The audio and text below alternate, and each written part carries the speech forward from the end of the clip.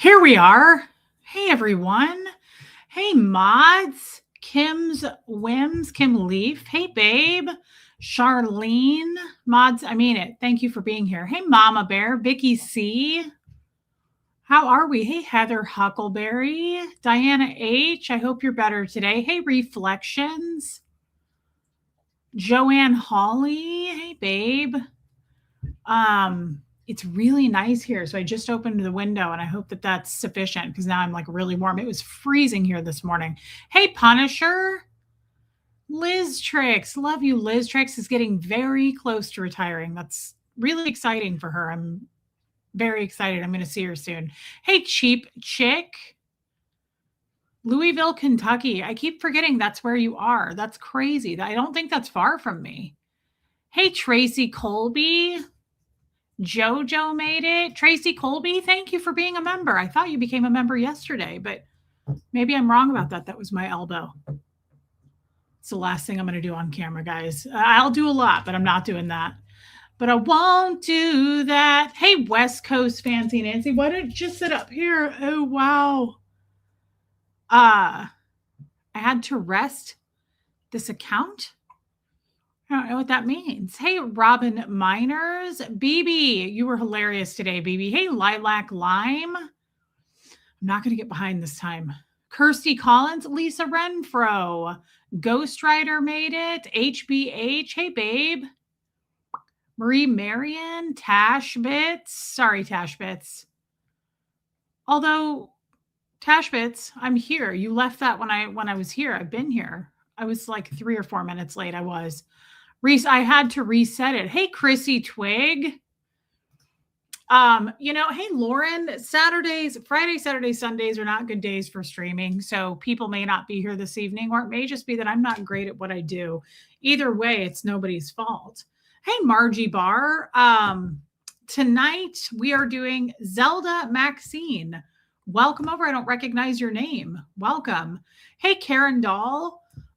Tonight we're going to be over Amy Edge. Welcome over, babe. On the boat. I will be over on the lifeboat on Tommy's channel at 8:05 Central. Thanks, Mama Bear. You know, I love turquoise. So in a few hours, 2.5 hours, I will be over on the lifeboat. And that's going to be a lot of fun. I'm not entirely sure. I like doing stuff like that with Tommy because he is a really good speaker. He's good at his channel. Thanks, Jojo. And thank you, Yadira. Yadira posted the link because I think Tommy already put it up. Thank you, Yadira. He's really good at interview style collabing. He's really good at it. He doesn't do it really except with me. He's done it with his friend Will, but he really doesn't do it very often. And he comes up with, Tommy he researches all day long what he's going to do for shows, and he's always reading things and just going down rabbit holes. So he has been working on his questions, and I enjoy that, of course. Obviously, I like looking at him too, but I like it when he comes up with whatever he's got planned. So I'm going to do that tonight on the boat. Just want to bird. What a cute name. Melissa from Atlanta, here from the boat. Atlanta, you're not far from me either. And welcome over, Melissa. I love that. Thank you for coming over to all the new people. Thank you for... What the heck? Good Lord, girl. Why are you staring at me like that? Thank you to all the new people who subscribe. You're a bird watcher. That's really cool. I love it. Well, we have this little bird here. Karen Cardoza just joined yesterday. You're a joy to listen to. Karen, I mean it. Thank you so much. We have a second Karen now, Karen Dahl. Thank you, guys. Thank you to all the new people who are giving me a chance coming over from whatever channel you came from, most likely the boat. But I just want to say it means a lot to me. When I'm over there spamming his chat, trying to get you to hit subscribe, I also mean it. I love, love, love having new people over here. Sarah Blackshear, thank you again. I sent you a note today. That was so kind of you this morning, and I love you. Hey, Slot Puppy, welcome over. Is that Punky? It's little Punky. Thank you, West Coast Fancy Nancy. Hey, Martin, Portland girl. Yeah, it's not really a puppy. She says you're puppy, but it's not. We like to think of it as a fairy tale woodland creature, if you will. She's not really a dog. She's biblical. She's in the Bible, and she was born in the manger, and that's where she came from. Tracy, I love having you here. Hey, Puka Vista, am I going to see you tomorrow? Guys, tomorrow is the, did I just say Neptunes? Hey, Neptunes. Hey, Buffy, Linda Garden Lady. Tomorrow is the Zoom call. Hey, Anna Banana, I'm assuming I'll see you tomorrow. So I won't be streaming tomorrow. That's the one day a month, the last Sunday of the month that I'm always not here. And then outside of that, sometimes I take a day or two outside of that. Joanne Holly, it's a frosted mini wheat with eyeballs. The Lord said, let there be frosted mini wheats with eyeballs. And then the Lord said, let there be light. So you came before there was even light. Did you know this? She says, of course I knew it. I'm better than everybody. That's not how we, I'm pretty sure that's not it. She says, that is it. Damn it. Okay. Oh, hey, Riley's human. I know you'll be in and out tomorrow, but I will see you. Tracy, we're glad you're here too. Tommy is also great for information. You're great to visit with. You know what? That's a good point. I agree with that very much. I like to visit with my people here, and then I also like to visit with Tommy, if that's what we're calling it these days. You know what I mean? Yes, Tommy is fantastic. Hey, Barbara Wade, hey, Confident Joy. Speaking of confidence, good Lord, girl. Unbelievable and incredibly snuggly. And you have the Dr. Seuss footy paws. Oh, they smell so good. They smell like a hamster cage. They smell like honey and wood chips. Oh, and we love it so much, don't we? Tracy, that would be amazing. Hey, babe. I love you in denim. So does West Coast Fancy Nancy. That's crazy. Hey, Sarah Kramer. I could use a visit bad, to be honest. Yeah, no, I was thinking the same thing. Hey, Fen Jinberg. Sorry, I have to call you that now just because. Punky doesn't know slot puppy. It's not masculine at all. It's incredibly dainty. Did you know that you were really small? Did you have any idea that you were never going to grow? Did you know that you were going to stay the same size as forever? Did you know that you were never going to get any bigger? Hey, MJ, tortilla feet. Oh my God. Okay, Martin, that's okay. Do I get Gertie when you go see Tommy? You know, probably. Yeah, probably. I'll have her make a cameo. Did the Zoom link get sent out? Yadira, do we know the answer to that? That I don't know, but it will be if it hasn't been yet. Thank you, Miriam. Debbie Zito, if she's in here, she does all my shorts, except for, I always say this, the animal ones, like that cow one I did this morning. I was videoing that. Oh, that makes me sad, Heather Huckleberry, and I'm sure you're sad about it too. Well, I'll put you back in your chair now, but just know that everybody loves you, but the Lord is especially fond of you. And she says, I know, of course I know this. I was sent here. Oh, Sarah Blackshear got it. Okay. Joanne says yes. Okay, so it has been. Puka Vista says yes. Real quick. Angie Mo just responded to me. I sent her a message this morning to check in on her because, hey, whine a little bit more. We are, how are the honey badgers? Hey, Renee B. That's okay. We just got started. She says, thank you. I've been sleeping a lot. She's struggling. Yeah, guys, just prayers for Angie Mo. She was in a really bad car accident, and we're all worried about her. So please just prayers and non-prayers. I really like whoever said that. I like that because I don't expect everyone to pray. I really don't. I came from Scientology and there's nothing wrong with that. But I like people who are kind and loving and send any kind of healing vibes, right? Good thoughts and wishes. What time is the Zoom tomorrow? It's at noon Central, but for those that are new, it is all day. It's going to go probably for about 8 hours tomorrow. So people come in late. People come in and then leave. People go to dinner and come back. People go to family picnics. We've seen that too.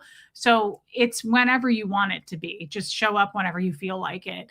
I'm not trying to be disrespectful. She has Sure. No, that didn't come off as disrespectful at all. Hey, DS Kitty Diane, let's keep it real. There's kind and then there's the truth. That dog's breath is horrible. Okay, you should let yourself out because that's not true, babe. I think it smells.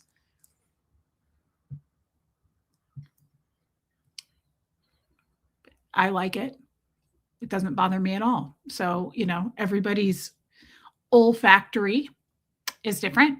Kind of like this morning when I went up to my mom's. Hey, happy days. I went up to my mom's and my mom took me into her garage where she has a freezer and a refrigerator. And my mom goes, "Hey, before you leave, can you come in here real quick?"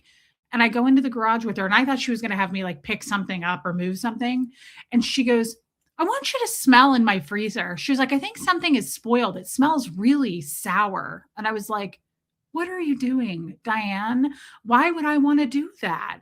Who does that? Who's like, hey, you want to smell something really terrible? Tell me what this smells like." I was like, so let's put it this way. Hey, Kyla, I like her breath. It doesn't bother me. It bothers Tommy because Tommy's nose is bigger than the bald eagle, which is the eagle of the United States.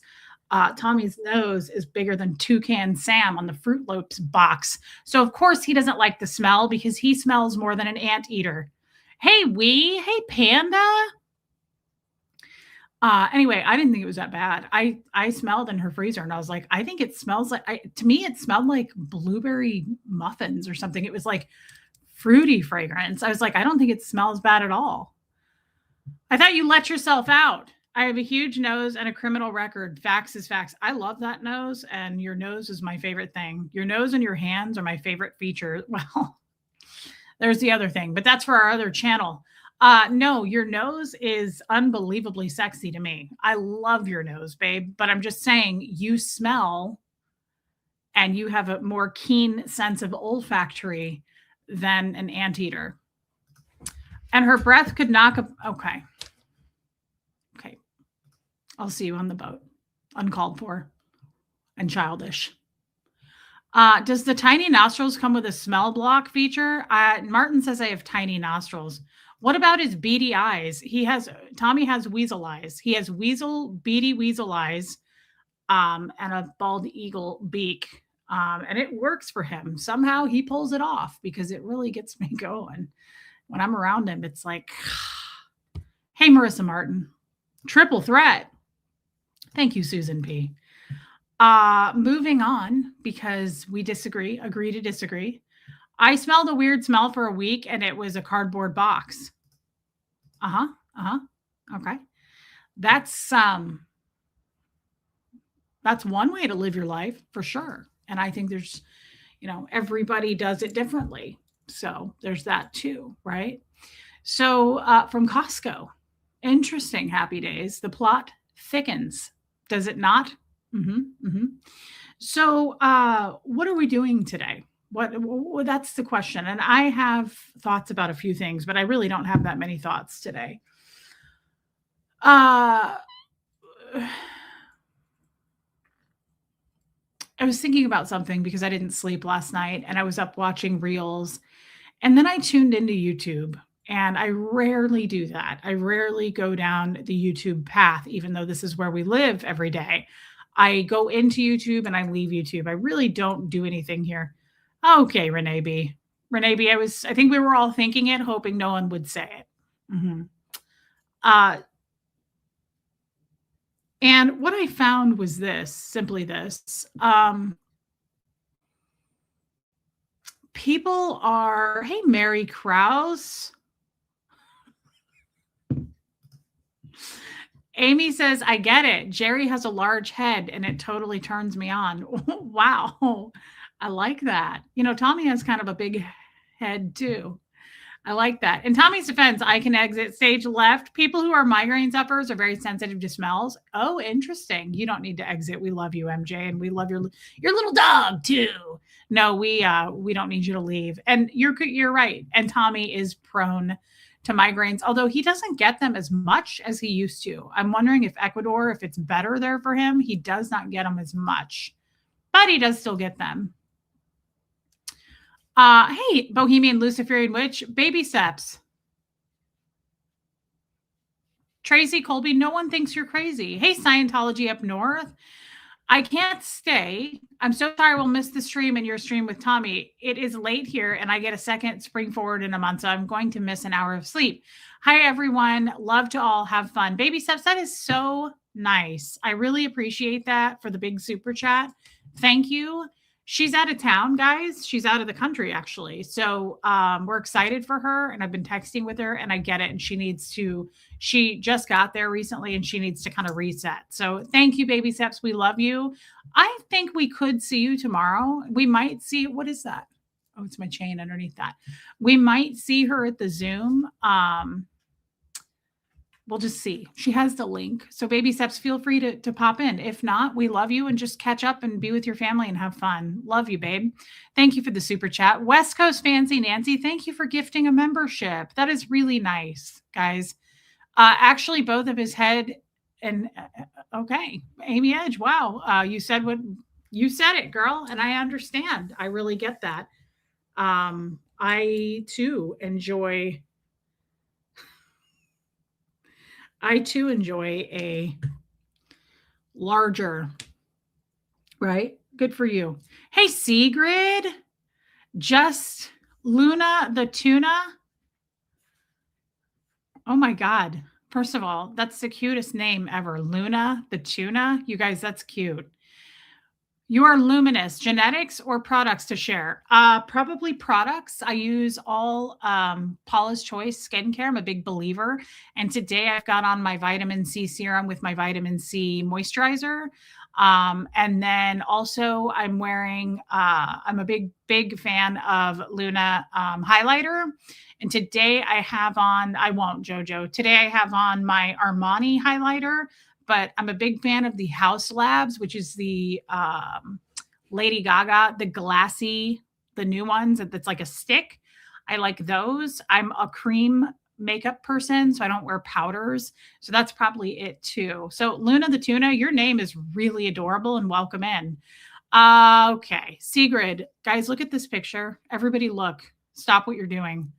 That is what my ferret looked like when I was little. She was white with black eyes. Now, I don't know if that's a ferret. It looks like a bunny maybe, but she was white like that. So she was not an albino because she didn't have red eyes, but she looked like that. And that is so cute. Sticking my head out of the bushes to say hello. Sigrid, I don't know if you've been here forever or if you're new, but thank you for doing that. I love, love, love that. Hey, Deb Unfiltered. Hey, Nana. Really, really cute. What's the name of the dry shampoo that I use? I have gone through and Baby Steps gifted 5 memberships. Guys, that is so nice. Baby Steps, people go crazy over that. Thank you. And we love you, Baby Steps. Hey, Lori Helker, I was just thinking about you and I thought, I wonder if she'll be at the Zoom tomorrow. The dry shampoo that I use, I have used every dry shampoo under the sun. Oh, he's a great guy too. And he's your emotional support kissy man. And he says, I'm smart, I'm a poodle, and I went to Princeton. But he says, I will get away with shit if I can. I'm also a con artist, and I'm smiley. And he says, you won't know it till the crime has been committed. He says, I am perfect and I'm a gentleman, but if you turn your back, I'm going to go eat all the cat treats and the cat poop in the yard. That's horrendous. But you're a good person, and that's what matters.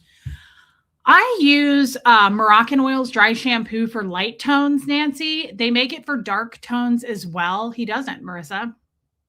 He's a great person now.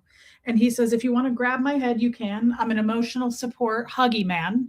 That's important. You can give him a hug. You can squeeze him. He says, I won't rip your face off like that poor woman who had an orangutan. He says, you can kiss me, but I won't kiss you back. He says, they taught us at Yale not to kiss back. Nicole Hazelmiller. So he says, if you want to, you just do this and you grab my face and you go like this and you kiss it. And he says, when you feel sad or you're on your period, you grab my face and then you can grab my ears and you can do this and give me a little mop top. Oh, you're so friendly. You're a good person. You're a great person. And he's so smart. But he says, I'm so smart that I will also be a con artist. He ate his cousin, the Great Pyrenees. He ate their lunches today. Yeah. My mom came running out and she was like, he ate both of their lunches. Hey, Bonaboo. Hey, bless Gloria. Well, come get him then, Riley's human. Put it to the test. Put your money where your mouth is. Everybody loves Bo, but nobody wants to take him. Bojangies, Mr. Bojangles. Oh, he's such a good person. And he's a great guy. And he's cuddly and he listens to your stories. I love Amika hair products and I love Moroccan oil dry shampoo. Yeah, Marissa. And it gave him really bad farts. And I love Moroccan oil dry shampoo, but I hate the Amika dry shampoo. And I don't like Moroccan oil products really outside of that. I don't like their shampoo. That's not true. I love their actual Moroccan oil for my hair, but otherwise I don't really use their products. Hey, I rule. He also ate an entire bag of bagels, a loaf of bread, and some muffins on the same day. He did. Tommy and I went to the farmer's market and bought the fancy bread. It was like $7 bread, and he ate the entire loaf. We didn't even get to try it. And he ate a 5-pack of bagels from Costco. He'll love it, Riley's human. Hey, squirrel girl. So speaking of Tommy, I want to play something for you that he sent me today. And I don't know that you're going to care. You probably won't. Don't leave. This only takes like 10 seconds, but I want you guys to hear this because so the last couple of days, we've been going down some rabbit holes. I'm not going to lie. MJ, Amika is my jam, the green bottles. So do you use the Cure? Is that what you mean? The Cure shampoo? The Cure is probably my top. And then I love the volumizing shampoo. That's why my hair looks like this. I washed my hair yesterday and it's big because I use their volumizing shampoo. Hey, Iwa. And then I use all of their products, like their shine spray. I use their volumizing spray, but for volume, not that you asked me, but if you wanted to know about volume for your hair, I only use really these days the Wow products, the XL mousse or whatever it is. I use their root lifting spray, their volumizing products. Oh my God, my favorite product by them is the Style on Steroids. If you're looking for volume, Style on Steroids is what my stylist turned me on to. I have like 3 bottles from Black Friday that I bought. I will not live without it. That and Moroccan oil dry shampoo. And then, of course, my skincare are things I couldn't live without. So if I did go to prison, I always keep like an overnight carry bag if I were to get arrested, because I would tell the officer, like, I have to have my vitamin C serum, right? I'm a vegetarian. Hey, Justice Jane. So like I have to have my vegan jerky. And then all of my skincare products, my dry shampoo, all of that, if I went to prison, would have to go with me. So that's just a side note. That's so nice, Sigrid. Hey, Jeanette Brown. So I want to play this because, again, I've been feeling a little bit weird about, I got to say, yesterday's show, I don't know, it probably wasn't therapeutic for you, but it was incredibly therapeutic for me about motherhood. Amy Edge, the dry shampoo. Hey, Claudia Garcia. Thank you for being here. Reese, don't go to prison. Rewind, what product of Style on Steroids? It's called Style on Steroids, and it is by Wow. That's the name of the brand. Wow products. Their stuff is amazing. Can you get wholesale being an influencer? No, Miriam, I don't get any kickback. I yawn. I just like stuff. And then I tell you guys what I like. I wish I did get kickback. Hey, Lachlan, I wish I got some kind of like a promotional something. The dry shampoo is Moroccan oil. Sophia, I'm glad you remember. You scared me. Angie Mo, thank you to everyone who has sent prayers, thoughts, and messages. I have not felt like responding, but just know I love you all. I'll be lurking. It's okay. And we love you. And I really do understand that. I get that way myself a lot, and I'll get behind on responding to things. You're just not in the place to do it. And we love you anyway. Don't worry about that. It's the last thing to worry about. Rhonda McNeil, I love you. So I want to, okay. The last couple of days, if you were at this stream, hey, Rue, hey, Copper, I have been processing some things that I haven't, hey, Kestrel, taken the time to process about motherhood and my father-in-law at the time and just how weird things were with him taking Huxley. You guys know that because I've been talking about it the last couple of days. That's been heavy for me. It's been weighing on me. And I think I'm struggling to sleep because when I go through a heavy stream like that with you guys, good for you, Portland girl. When I go through a heavy stream with you guys, it's a great thing for me because it's incredibly therapeutic and it keeps me up and it keeps me processing. And I've been in therapy for enough years. That's okay, Rhonda. Welcome. That I have specific tools I can use now to recognize before I go into a deep depression. So if that makes sense, like my therapist always says this, when stress goes up, self-care goes up. And I really didn't take that seriously until not too long ago. When I would start a therapy session and I'd be like, that's okay. Love you, BB. When I started a therapy session and I'd be like, this is really upsetting me. Before we would even get into it, hey, in God we trust, before we would even get into the issue, my therapist would go, okay, what are you doing for self-care? Like he wanted to know before I even talked about my problem and processed it with him, he wanted to know first. And to me, that's very telling.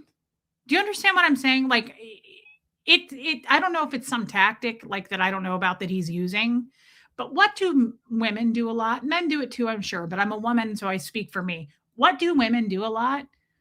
We take everything that's going on that's stressing us out and we set it aside to deal with everybody else first. We don't put ourselves first. Hey, Donna Cooper, we set ourselves on fire to keep other people warm. We do not prioritize ourselves, right? Hey, Kelly B, I love that. So it's actually like one of those things, like protect your peace. Everybody says it or you hear it and you're like, yeah, I know. No, it's actually a really powerful thing, but it's not something you're going to process until you're ready. So, like when the student is ready, the teacher will then appear. Protecting your peace, more importantly, protecting your energy. I kind of feel like protecting your energy. Thank you, Sophia.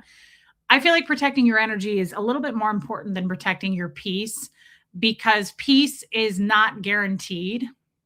I loved what I heard the other day about, we can't guarantee peace. That's probably more for the other side. You can have peace when you die. Yeah, I mean, I know that it's something to strive for, and I think it's great, but we just don't always get peace. And I feel like people who have 6 kids are not always going to get peace. Like peace is something cool to have a goal for. But more importantly to me, I protect my energy because that's something I can control more than my peace. To be honest, that's just my own thing. I think, what do I want to kill and waste all my energy on this? It's like the haters. I'm like, do I want to address what someone said that I said that I've never met in my life? No, I don't, because it's not my job. I don't have to explain myself. And if you're my friend, you're my friend and you'll stay with me. If you're not and you have doubts, hey, Nanny Carrie, and you hated me anyway, you're the person that expects an explanation from me when the joke's on you because you don't know me, I don't know you, and I'm a YouTuber. Like, it's not that serious if we're not friends anyway. I don't owe anybody anything that I'm not like immediately a friend to. That's just how I feel. So I've been going down that path the last couple of days. You're not wrong, Reese. I have to actively choose to protect my energy. I like how you are putting this. Even at 59, I'm still learning how to live a mentally healthy life. Oh my God, I don't think that will ever go away. I don't think that will ever go away. And you know what? I don't think it should. I don't think it's supposed to, Nancy. I think you're doing exactly what you're supposed. When the other day when someone said you're exactly where you're supposed to be, that is such a validating thing to say to somebody. Like, you're not doing anything wrong. You're doing exactly what you're supposed to be doing right now. And so, Nancy, I think as long as you are, what am I trying to say? Self-aware, and it's an act. You say actively choose. It's an active choice every day. It's like relationships. It's like marriages. They're not just, you don't just say I do, slap a ring on, like, okay, well, this is going to work out. No, it's not. It is an active thing every day to be just like you were in the beginning when you guys were happy. If you don't, you slack off, you jack around, and neither one of you like each other. Or worse, one of you grows and the other one refuses to. And so you're behind now and you're not together. Right. So it's kind of the same thing. It's like an active thing. Relationships don't just, the wheels don't turn just because you're married or together or whatever, you're roommates, right? Whatever you want to label it. But it's the same thing. We have to actively do it every day. And I don't think that will ever stop. I could use a piece of Reese, to be honest. Same, babe. Same. I got to get there.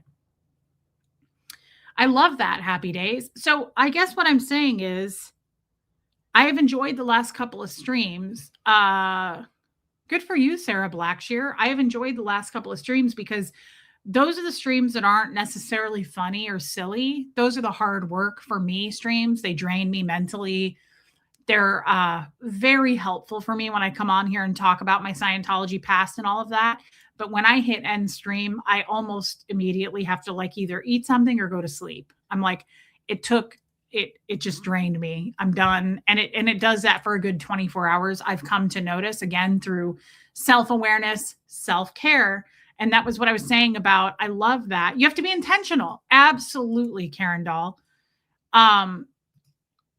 But I love that my therapist now, instead of even going straight to the problem, so I will hop on and I'll either go, hey, and he'll go, hey, how's it going? And I'm like, I don't know, good. And I don't really know what I want to talk about, but it's kind of like a stream. I'll just go into whatever and we'll just start talking. Or it's the opposite of that, where I'm like, okay, I'm having a problem. It's a big problem. I need to get into this. I know we only have an hour. Let's do it. Either way, he says, okay, well, when stress goes up, self-care needs to go up. So what are you doing for self-care? He doesn't even want to know about the problem yet. And I think that that is training me, because I know it is, because I've been in therapy long enough to recognize I'm having a real problem behind the scenes or something. I've said this, I've alluded to this. I just can't say what it is. I'm having it's draining my energy. It's going to be a big bear to fight behind the scenes.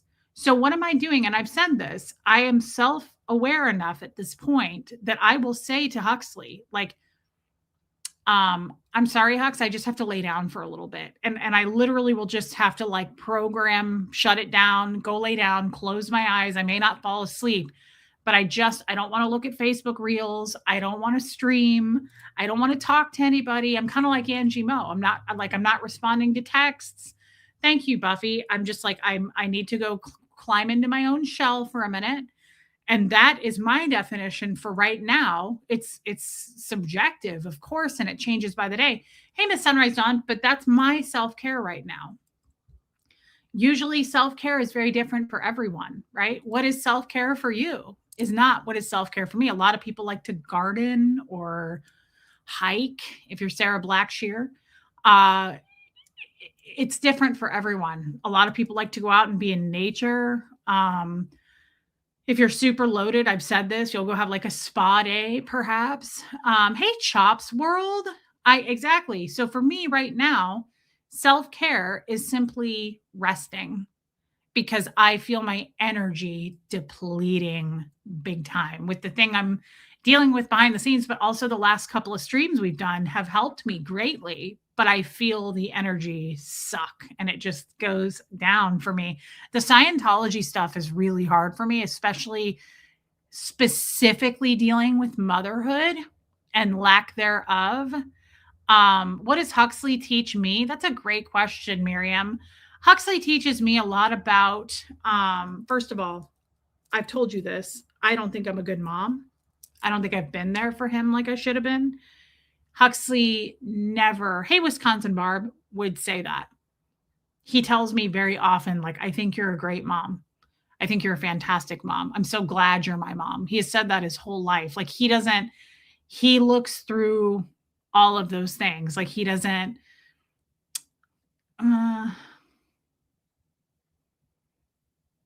I truly believe hate is taught. And Huxley has never had like a vindictive, hateful bone. And I love that about him. And I think it's really, really cute. this is, some people may disagree with this or find it controversial, what I'm about to say, like, or like I'm being disrespectful. I'm not. Hey, Ty's channel, really good to see you. I've always liked this about Huxley, and this is just, I think it's unique and I think it's cute. Huxley has always liked and been attracted to every type of person. And I like that because some people are not like that. I get what I'm trying to say is it's taught. It's taught to not like certain groups of people or certain statuses of people, right? And he's never been that way. And as long as I can remember, I think this is just really sweet. Huxley has always had crushes on girls and all kinds of girls. But what I've noticed since he was little is he's always been attracted to Black girls. And I think that is so sweet. I know that sounds crazy to say, but I also find that to be a true loving testament to him because, especially, and I don't mean this as how some people may take it, but living in the South is very different than living in the Midwest. And I feel and I've seen the racism here, and it's more in your face here. And I have not ever experienced that. So I like, because I see more how it's taught. And I like that he truly doesn't see color, status, like he's not like that. And I just love that. I love that about him. And I love that no one has ever told him different. And he still is. He's still well, he doesn't have her anymore. But the girlfriend that he had not that long ago was from Mexico. She's Hispanic. And to me, I think it touches me in a way because I was married to a super old man, right? Reese, he truly means it. You can see it by how he sits with you in chats. Thank you, Charlene. I was married to a really old man. People jumped to judgment on that, right? Oh, he must be dementia. He must be really rich. You're a gold digger. No, I was just really in love with him and he was really in love with me. And so, but I know what it feels like to be super judged on what you're attracted to. And I still am attracted to older men, right? And I get judged for that. And so the fact that I know you said, what does Huxley teach you? I'm giving you a sliver of something, but as his mom, and as long as I can remember that he liked little girl, like when he started having little crushes on girls in like second or third grade, he would show me or like point him out and he'd be like, I have a crush on her. And it was always like a non-white person. Typically it was a Black girl, but he's also had crushes on Hispanic girls. And I just think that's really sweet. And I realize to some people, they may look at the dark side of that and think I'm being controversial or something. And I'm not. I just like that he is very accepting and he doesn't judge people for anything, not where they live, what they make, how they look, where they're from. I love that. I love anybody who is like that. And hey, Susan Trigg, I think one of the biggest things that I am disgusted by, right? My biggest turnoff is entitlement or like people who live based on status, like I'm better than you. But what goes hand in hand with that is people who judge others based on their color of their skin or that they don't speak English or I'm like, oh, get away from me. Like, get away from me. I have a really hard time with that. And I think I remember telling you guys this several times. In Scientology, they hate gay people. L. Ron Hubbard is super anti-gay. And my father growing up was very anti-gay and he used the F word and he was very loud about it. And I never, ever understood that. Even at a young age, I remember thinking the exact same thoughts I have now, which was why? Like I would try to make the equation work in my head and I would be like, why do we not like someone that we have nothing to do with, that doesn't live with us, that like we don't pay for? Like I always used to think like, why is this even our business? Why does it matter that there's a couple that are same sex living in California or Wisconsin or whatever that has nothing to do with us. I used to think that as a child. I was like, I can't make this make sense. Like, why do we not like these people? We don't even know them. They're literally two humans that just happen to be the same sex that are in love. It never made sense to me. Is Scientology against blacks, Hispanics, or others? I say no to that cheap chick, but there are other ex-Scientologists that have said yes, like they see a lot of racism. That must depend on where they grew up in Scientology. My father did not care about that. He did not like gay people. And where I was raised in Scientology, there was quite a few black people at my org, and I did not see that. But homosexual people, it's a thing in many, many books, especially Science of Survival, where L. Ron Hubbard talks about rounding up all the gay people on planet Earth and like putting them on an island because they're just so evil and twisted and corrupt. And I never could make sense of that. And it makes more sense to me now that I couldn't make sense of that, because look at who I married, right? Like I love people for who and what they are. And that's to me what love is. You're loving somebody, you're attracted to their soul. You're attracted to who and what they are. So it's like you can't help that. I know that it looks disgusting on the outside that I married a 95-year-old man. I know that people see that and they're like, I just can't live with that. Like, you're a whore, you're disgusting, whatever they think. But the problem is, I don't value what people think anyway. If I don't value you, I don't value your opinion. If I don't, right? Diana H., where's the island? What made him think it was okay to sexualize kids? That's a great question that I don't have an answer to, because Scientology is just a twisted, disgusting mind F to brainwash people and control them anyway, right? Hey, Heather, whatever. So this is a subject I didn't intend to get into, but it started with you saying, what has Huxley taught me? It's not that he taught me that. I already felt the way he felt, but it's a reflection, because I love that my son doesn't judge anyone for the color of their skin or what country they're from or any of that. And I always thought it was really adorable that he wasn't attracted to just little white girls. Like, we don't just stay in our, right, in our race. I like that he is attracted to all kinds of anybody. I don't care if he's attracted to boys. It wouldn't matter to me, but I like that Huxley is attracted to non-white girls too. I just think that's a beautiful thing. And it's a reflection to me of your character too, right? Like, it's, to me, that's, I think I like you more because you're not, hey, Laura Lou, you're not so close-minded, right? I caught alive because I can't sleep, but I want you to know I always watch you on the replay. Thank you. Anne Marie, thank you. You do. I recognize your name. You leave comments all the time. Thank you, Anne Marie. I love you. And thank you to the replay crew. Babe, I hope you get some sleep, though. Thank you for popping in. How much do you share of yourself when spending time with Huxley? Well, Miriam, I know you're kind of new here, but I tend to overshare, which isn't the best thing. But I've always said this about my son. I have been a big believer in sharing things that are age appropriate. So what I mean by that is I have, thank you, Laura Lou. Thank you, Diana H. Hey, Natalie.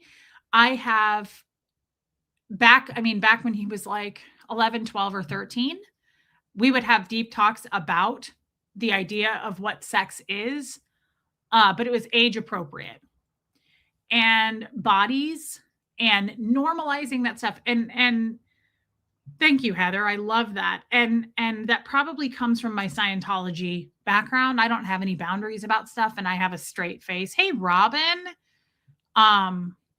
Like, it was important to me that Huxley, when it comes to bodies, sex, things like that, I knew he was eventually going to get curious and he was going to have questions at some point. I wanted him to be able to feel safe to come to me. I mean, it's not a shock that I want people to feel safe with me, especially my child.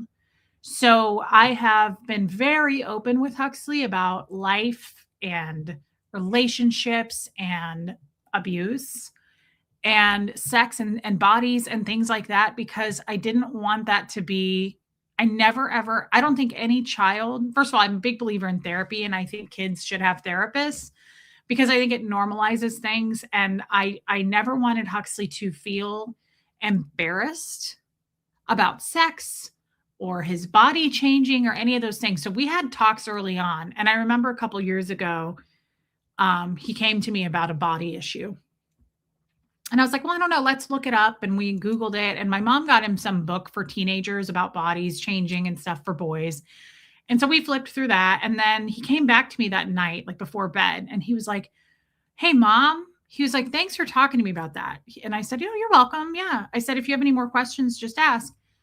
And he was like, no, I just mean, he was like, I didn't feel like embarrassed about it or anything. He was like, he was like, thanks for making me feel just like it was normal. And I said, well, it is normal.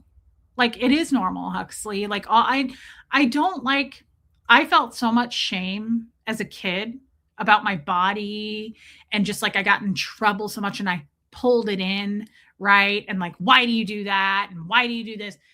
I never want, especially any child, to feel that way, right? Like, I want him to feel curious and be able to ask me things without being like, I'm embarrassed. Like, no, I want him to come to me and be like, hey, I got a question, or Tommy, or Google it. But I never ever want Huxley to grow up and like have his first relationship or marriage or whatever he chooses to do and feel like that's hands off. You can't talk about that. You can't do that. Like I've even explained to him about my periods and like how that works with girls. And I just think it's important that he's going to be a man one day and he shouldn't shy away from that stuff or feel embarrassed about that stuff. I think that that's, as a woman who's with a man, I think it's really important that a man feel comfortable, like being like, I mean, even Tommy, like understanding my period and I'm ovulating and I'm in pain. And like when he used to be here, he'd be like, what can I go get for you? I think it's important that men aren't like, ew, you're on your period again, or like, what are you on your period or anything like that. It's like you need to know how bodies work and you need to understand that and why we ovulate and what it means and just basic shit, right? But putting it, translating it into age appropriate, right? And so I've always been that way. Love you, Donna Cooper. I also didn't hide away about periods, menopause. Yeah, I mean, he was raised by a woman. Huxley was raised by a woman, and I'm a woman who has a YouTube channel that talks about this stuff. And hey, Night Rider, Mark, I think your name's Mark. If not, it could be Ken. I can't remember. I'm sorry that I don't remember. I know that may sound crazy, but his mom married a 95-year-old man. He's going to look back and be like, my mom lived quite the life, right?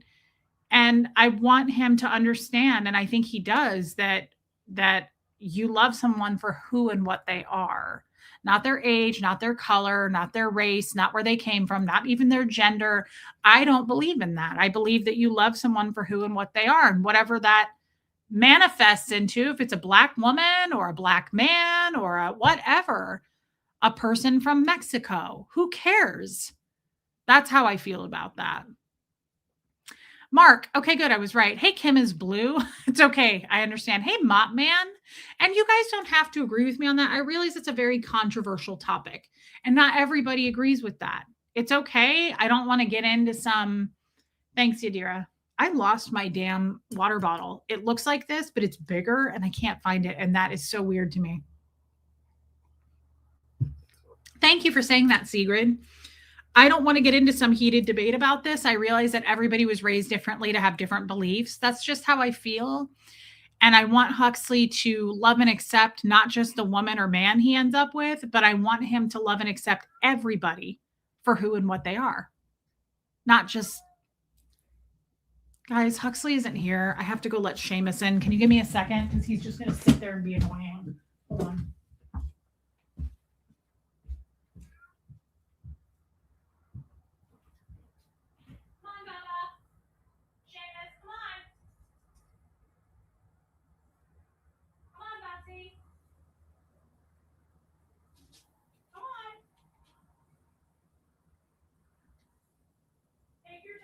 Seamus. It's okay. It's not like anybody's waiting.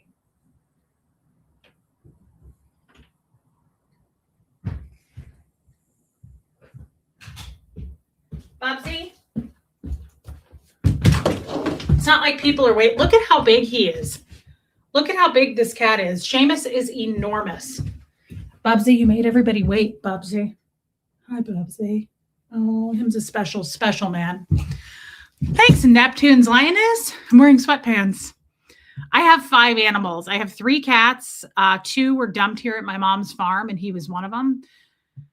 And then I have 2 dogs, and I had a cat that I brought here. So I'm sorry I'm behind on Super Chat here. Happy days. Even 9 years after my PTSD and pain management therapy ended, I have revelations versus how I was before therapy. I'm always in tune with my body. Hey, Original Ann, I love that.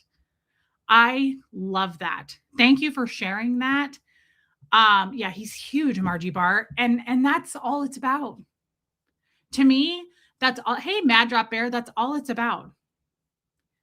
No, it's like West Coast Fancy Nancy said, it's like a daily mindful, nobody expects all I need to be your friend or hang around you is that I want you to be a fuck up, but I want you to understand and learn from it and evolve and take accountability in life. Like, all I don't like about people are right fighters. I don't like people who have to be right and make you wrong and gaslight your ass, or like our haters who are nothing but like spewing hate.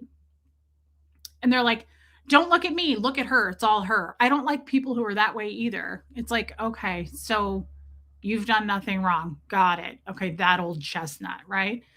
Hey, Happy Thoughts. You changed your picture. Thank you for being here. God, I almost didn't notice you because of your picture. I like the new one. Happy days. Thank you for sharing that. And thank you for your super chat. And Rue gave me a giant super chat. Wow. I hope you're still here, Rue.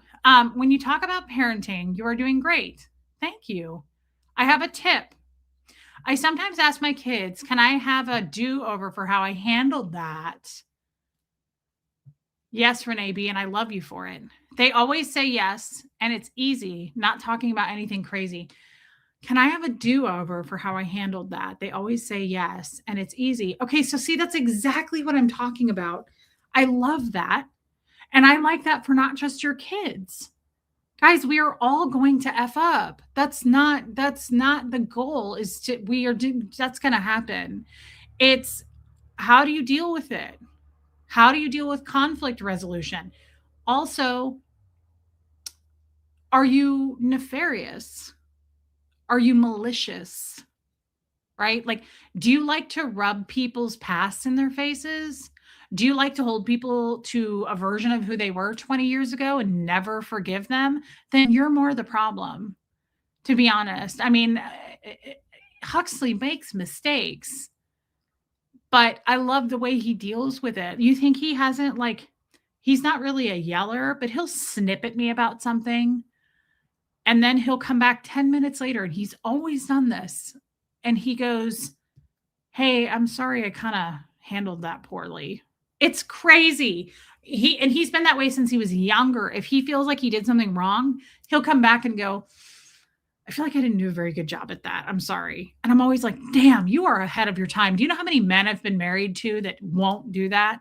Do you know how many human beings that are adults that won't come back and clean up the mess and go, I'm sorry the way I spoke to you. I really wish I hadn't. I'm sorry. It was me. I'm angry. Like, nobody does that. It's rare, right? It's rare. And that's all we're looking for.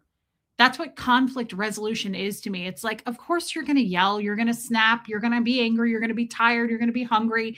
We're not looking for that. It's how you deal with it after.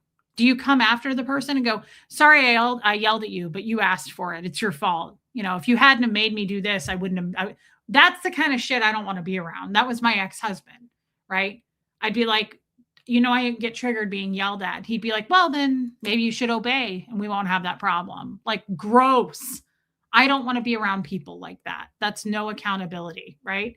Rue, thank you for your giant super chat. And I am going to use that tip. I am definitely going to borrow that from you.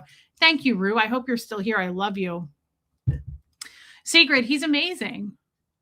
Thank you, Tracy. I've been catching lots of Tommy's True Crime on replay. When the F did you two get married? I feel like I missed a chapter. Hey, happy thoughts again. It was New Year's Eve. It was New Year's Eve. We did a little commitment ceremony to each other, and it was really lovely. Thank you. Okay, she's still here. But happy thoughts. And again, thank you to everybody who's on the replay crew. I really, really appreciate it. Thank you, babe. And I'm happy to see you. Rue, it is simple. It's almost too simple, but it works. So I want to play something. Speaking of Tommy, this doesn't have to take long, but I want to play this because this has to do with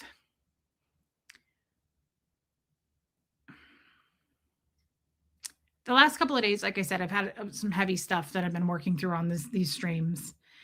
And thank you, Sigrid. And I want to say, I used to feel, thank you, Tracy. I used to feel weird about my attraction to old men. I used to feel weird about it because people made me feel weird. It wasn't that I felt weird. I was pretty solid in it. And I still am. I still am attracted to older guys. I am attracted, thanks, Viggy.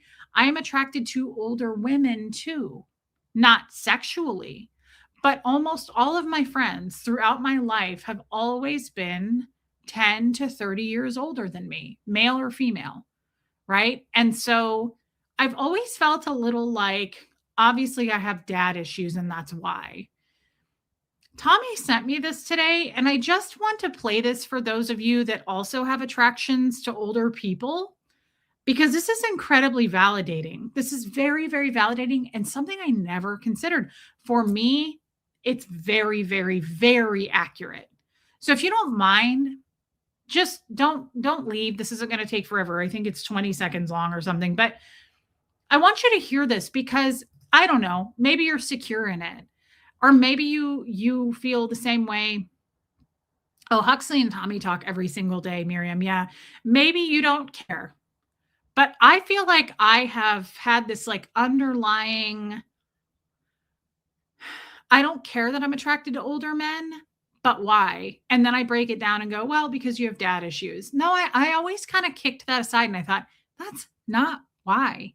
I mean, I'm sure that's a factor, but like I remember being super, super attracted when I was started watching. I told you guys the first, hey, Olga, my first crush, older man crush, was Hannibal Lecter from Silence of the Lambs. I watched it every day and I had the hots for him.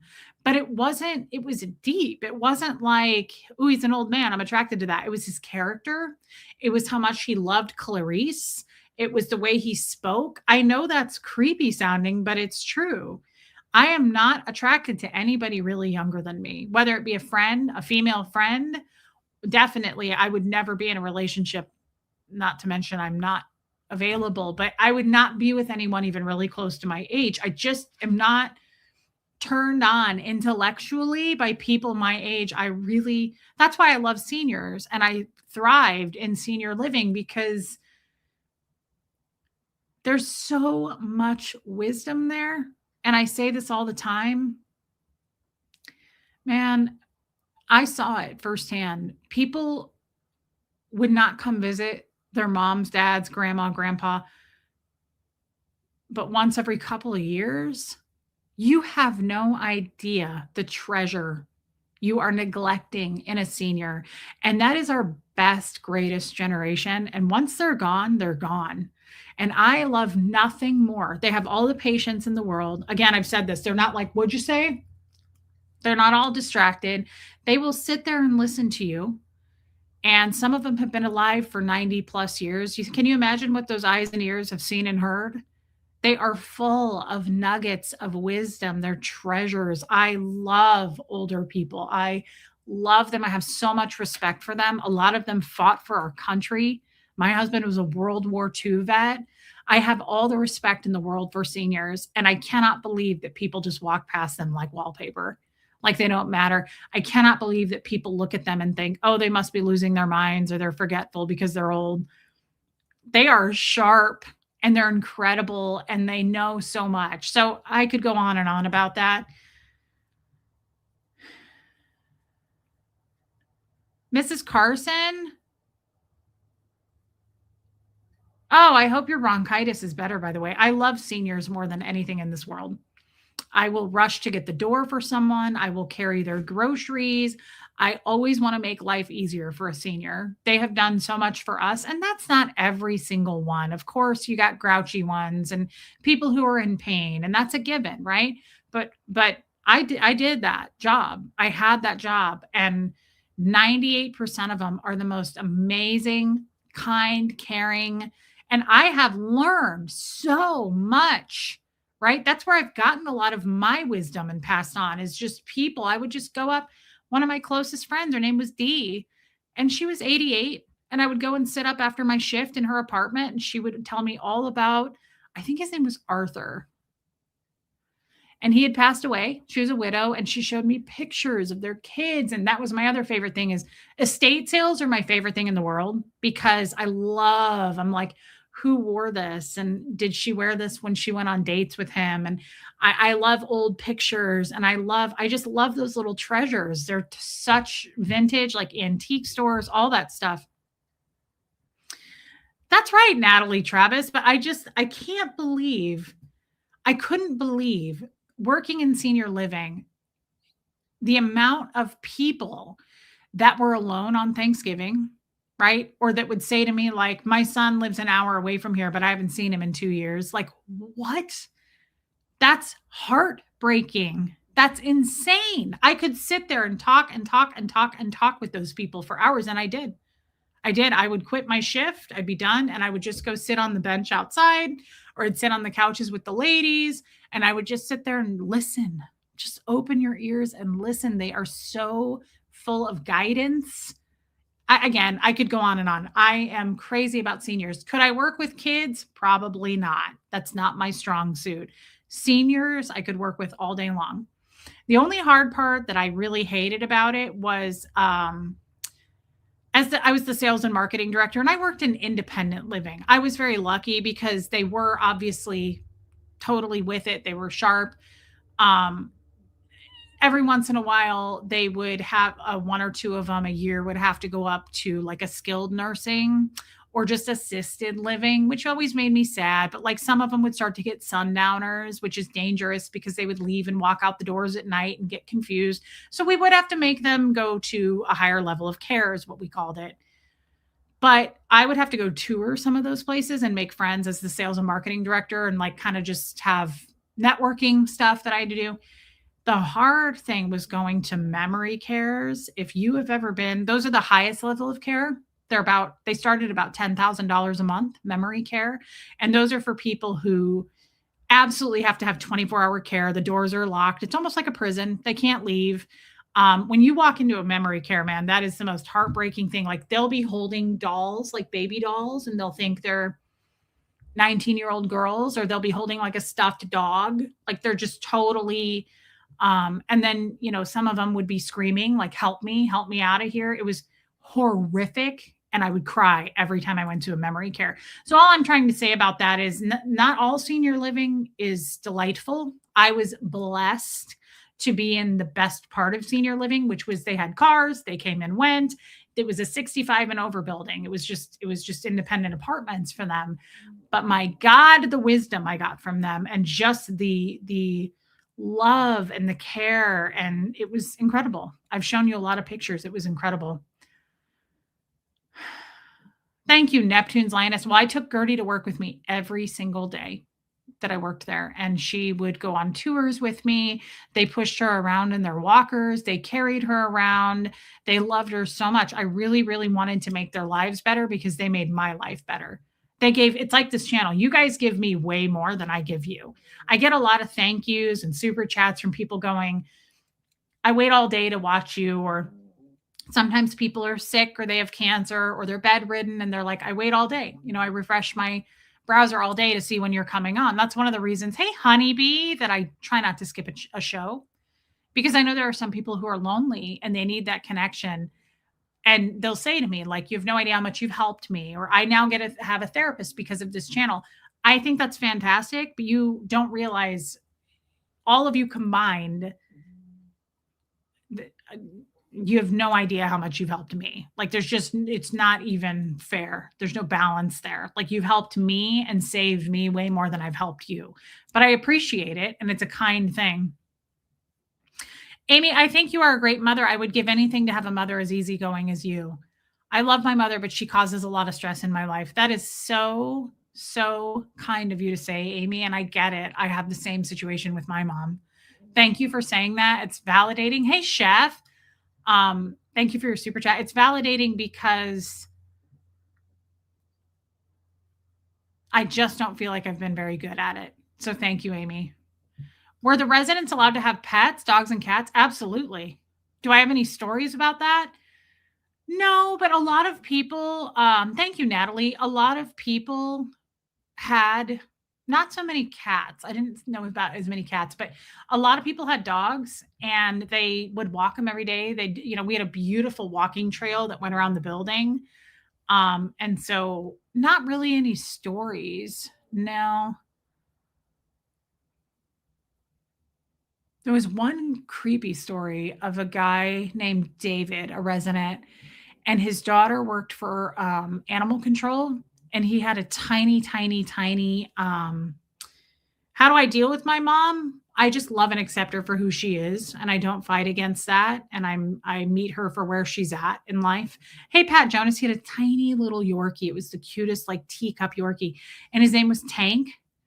And it was weird that whenever he had like some, part of his will or whatever, whenever he passed, he wanted Tank put down and put into the coffin with him. And I used to be really bothered by that because Tank was a young dog. And I was like, why would you put this animal down? And his daughter worked for animal control. And she was like, that's his wishes. That's what he wants. And I was like, yeah, I don't like that. That's the only animal story I can think of that I had a problem with that. I was like, that's weird. Why would you put a healthy animal down because the owner dies? I don't like it. Okay, so Tommy sent me this. That was dark, but I'm sorry you asked. Tommy sent me this, and I want you guys to hear this just for a minute, because for those of you, Nancy's been waiting forever. For those of you that, hey, Jeannie Hansen, that may have a relationship with an age gap, again, I've always wondered why I'm so attracted to older men. And so I want you to hear this, okay? I keep building for it and not playing it. Let's just listen to this for a minute. Gertie is snoring so loud. Okay, hold on. Why is there no... Attracted to old... Why are young women attracted to older men? It goes deeper than you think. It is not because they're broken gold diggers or being manipulative. It is because older men activate something that younger men haven't developed yet. Young women bring youth, beauty, curiosity, softness. Older men bring experience, confidence, emotional control, and safety. That pairing has worked for thousands of years because of what? Biology and polarity. A young woman is wired to seek a man who can guide her and protect her and elevate her, not control her, but teach her. Older men teach.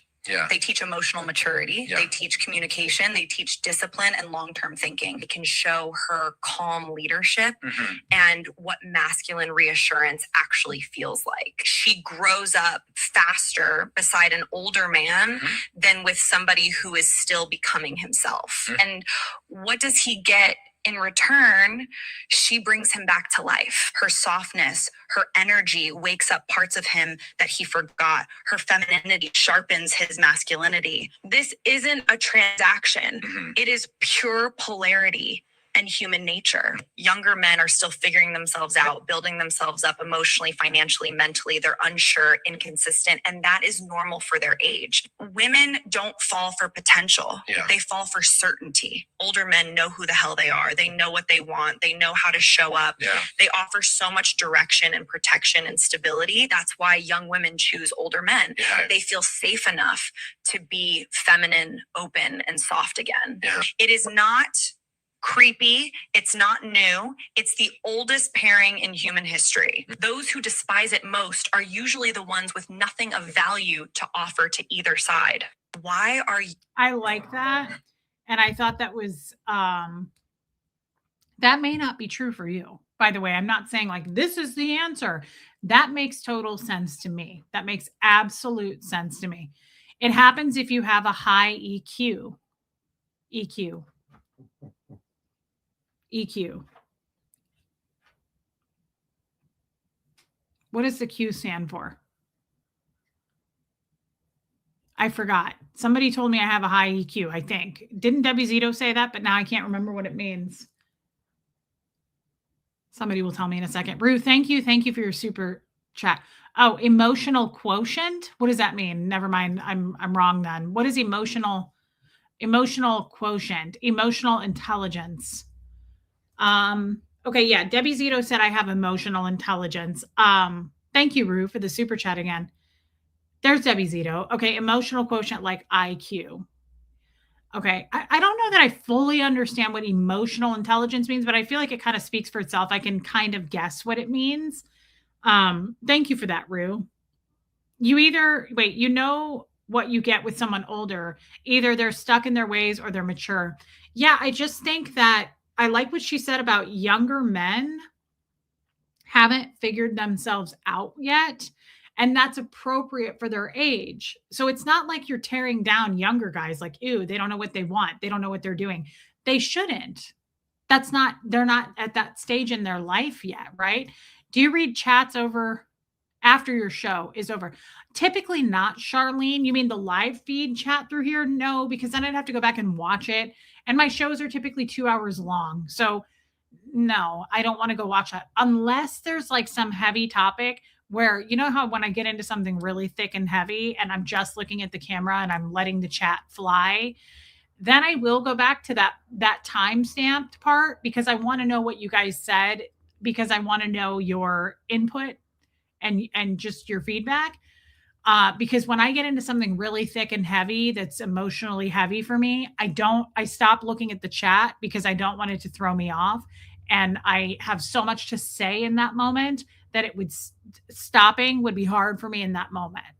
So it's either all or nothing, I find, when I stream on this channel. I'm either like, we're going along and I'm reading everything you're saying, or if I get into something super like a memory where I'm unpacking something, I totally shut off the chat for me and I just look straight ahead and I talk until I get it out. But yeah, it's interesting how I do that. So Charlene, to answer your question, yes, I will. If it's something I wanted to know what you were all saying during that 10 minutes where I didn't look at the chat at all. Yes. But there are outliers. My daughter will be 38 in November and her boyfriend just turned 30. He's an old soul. I think it goes both ways. I think that Bobsy? Hi, Baba. Shamby. Shamby's our special boy. I think that, hi, Bobs. Holy Lord, he is so big. Seamus doesn't really like me to hold him. Seamus likes Huxley way more than me, but he's getting better at it. And I try to pick him up and do this a couple times a day so he gets used to me. He sleeps with me every night if I don't kick him outside. But he's lovey-dovey and he's snuggly, but he likes Huxley way more than he likes me. Huxley also, cats love Huxley. Huxley's father is the same way. They're both cat lovers. Shambo. Hi, Bubsy. Hi, Bubsy. He really was. I think he suffers from some kind of an injury. I think he was taken from his mother. I don't even know if Seamus knew his mom. He didn't know how to use a litter box. He still doesn't really know how to use a litter box. Moose helps him with it. I think he's got some sort of brain injury. He has no coordination whatsoever for a cat. He knocks everything over. He breaks stuff. He always seems very confused. He doesn't even really walk super straight, but I don't know. The vet said that, we wouldn't know unless you did some major testing, but Moose, whip smart. The other cat, the Siamese, Tommy's cat, probably the smartest cat I've ever seen. He's super, super, super smart. And then Kid, my female cat, she's super smart and super loving, but you can tell like something happened to him. And so he would have died. He got dumped at my mom's farm and it was sad because she called me and said, there's another cat here. And he was in the barn. One of the farmhand guys told my mom, and I drove over there with Huxley and I said, where is it? What does it look like? Man, I got out of my car and he just came walking out. He was meowing and he walked right up to us. And I was like, "Oh, no." I said, "He's really friendly. There's no way he's gonna survive." He was little, he was weak, and I thought he was the runt. I thought he was gonna stay tiny. He really didn't grow until one night he woke up and it was like he was twice the size of my other 2 cats. But, I'm not crazy about him. I love cats, but I'll be honest, guys, like, I wish I didn't have him. He's broken things, he pees on things, he's pooped on things, he keeps me up all night, he wants to go outside, he breaks shit in the night when I'm sleeping. He is a real pain, and I love cats. I would have a house full of cats if I had a bigger house. Um, but I also am aware that he can't survive on his own. And if I were to rehome him, someone would probably abuse him or dump him because they wouldn't put up with what I'm putting up with. So I choose to keep him and I talk to God about him. And I just understand that he's special, kind of like Huxley's dad. To be honest, it's very similar. It's like you have to love and accept people for who and what they are. And his dad has been broken by Scientology so poorly, so badly, that he has major social anxieties and he has a hard time being around people. Does that mean you don't love him? Does that mean that you don't care for him, that you just dump him out? No. That's exactly what happened to me. You know, I got kicked out of Scientology and you guys were all here for me. And I know that sounds stupid to compare all three of those stories because they're all very different, but that's how I feel, especially about animals, is like, if I don't do it, who's going to take care of this cat? Somebody will abuse him because he's not as bright as the other cats and he breaks stuff and he pees on things. And that's my biggest issue with him, is that he doesn't use the litter box all the time. And I cannot stand that. But I love cats and understand your pain. I have wee wee pads all over my house. Yeah, it's a pain. And they're also a long-term commitment, right? Like he is probably 2 years old. So he's a long-term commitment. And if I found the right home for him, I would absolutely rehome him, but he would have to go with Moose because he relies on Moose. He thinks Bo is his father. Seamus is bonded to that poodle. He goes up to Bo every night and he nuzzles him and he lays on him. I mean, you've seen a million shorts I've posted. It's like a rock in a hard place. What do you do? I'm certainly not going to go dump him somewhere. I'm not going to put him in a shelter. I'm not going to give him to someone who's going to abuse him. So I will take that on and just, that's what I'll live with. If that's the worst thing, my father's going through cancer right now. I think I can handle it. I think it's not going to be that bad. Thank you, Tracy. Hey, Jennifer Ogle. Does Seamus have a physical condition? There must be some reason he doesn't use the box. So Neptune's Lioness, he doesn't. I mean, he's been checked out. I thought he just walked by me. He's been checked out by the vet. The vet thinks that he was, hey, Monica McCoy, your first live. Welcome in, babe. Wow. Everybody welcome Monica. The vet doesn't think so. The vet thinks that he may have some sort of a neurological condition, like someone harmed him. So like hurt him, maybe kicked him in the head. I don't know. But we'd have to do major testing and I don't want to do major testing. He's happy. He's okay. And the vet said he's fine. It's just, he's not up to the standards of other cats, right? Somebody probably abused him, but he also doesn't use the litter box because he didn't have a mother, most likely. So Moose helps him. He will jump in and poop in the litter box. Tommy and I have watched him do this. He'll jump in and poop, but he doesn't bury it. He doesn't know what to do with it. So then Moose jumps in after him and buries it for him. So it's like we all actively together understand his condition and just kind of make room for it, right? That's all you can do. It's literally the topic that I was saying a second ago. I know it sounds silly, but what do you do about it? Complain? You have to accept people, animals, things, right? Situations for who and what it is. And if you don't, you will be a miserable person, right? For a while there, I really, really resented that cat. You know, he was keeping me up all night. He'd knock over picture frames, not on purpose. He just can't, he has no coordination. And so I was like, this is becoming a problem because I can't sleep. Like I'm not sleeping because of this cat. Well, now that it's warmer outside, he'll go out at like 5 a.m. And that's usually about when he'll go. I don't like to let him out before that because the sun will be up soon and he's he's an indoor outdoor cat. He was dumped at a farm. Like, I'm never going to be able to change that. I could not keep him inside. He likes to go out. Thank you, Neptune's Linus. So I just decided though one day I was like, you got to accept people and situations. Otherwise, if you don't, you're the miserable one. It's like my haters. They make so many videos and they edit them and they spend all this time hating me. And it's like, you're the miserable one. You are literally drinking poison, hoping that I will be miserable. You're miserable. I'm not miserable. Like, do you understand? So it's like me resenting this cat. He ain't feeling it. I'm making myself miserable because I'm not accepting that he's not like the other cats. It's like I'm fighting that in my own head. Accept the situation for what it is.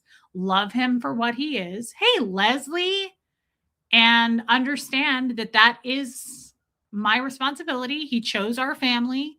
We took him in, and now it's my responsibility. I can't just dump him. I can't drop him off at a shelter. I'm not going to give him to someone and lie to them and be like, oh, he's a great cat. Here you go. And then they're like, this cat sucks and kick him in the head. I wouldn't do something like that. So we make the most of it, right? I found the spots that he pees in and I have shut those doors and I've moved the stuff that he's peeing in and he's not doing it anymore. But it's still a pain.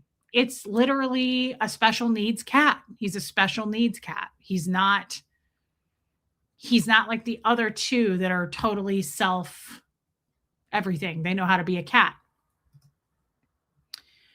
I read somewhere that if a cat doesn't cover its poop means he feels safe and doesn't need to hide the smell. Oh, that's so cute. I've never heard that. Well, it nearly kills me. Yeah, it makes me very angry. It smells so bad, but that's really cute and it makes it even cuter.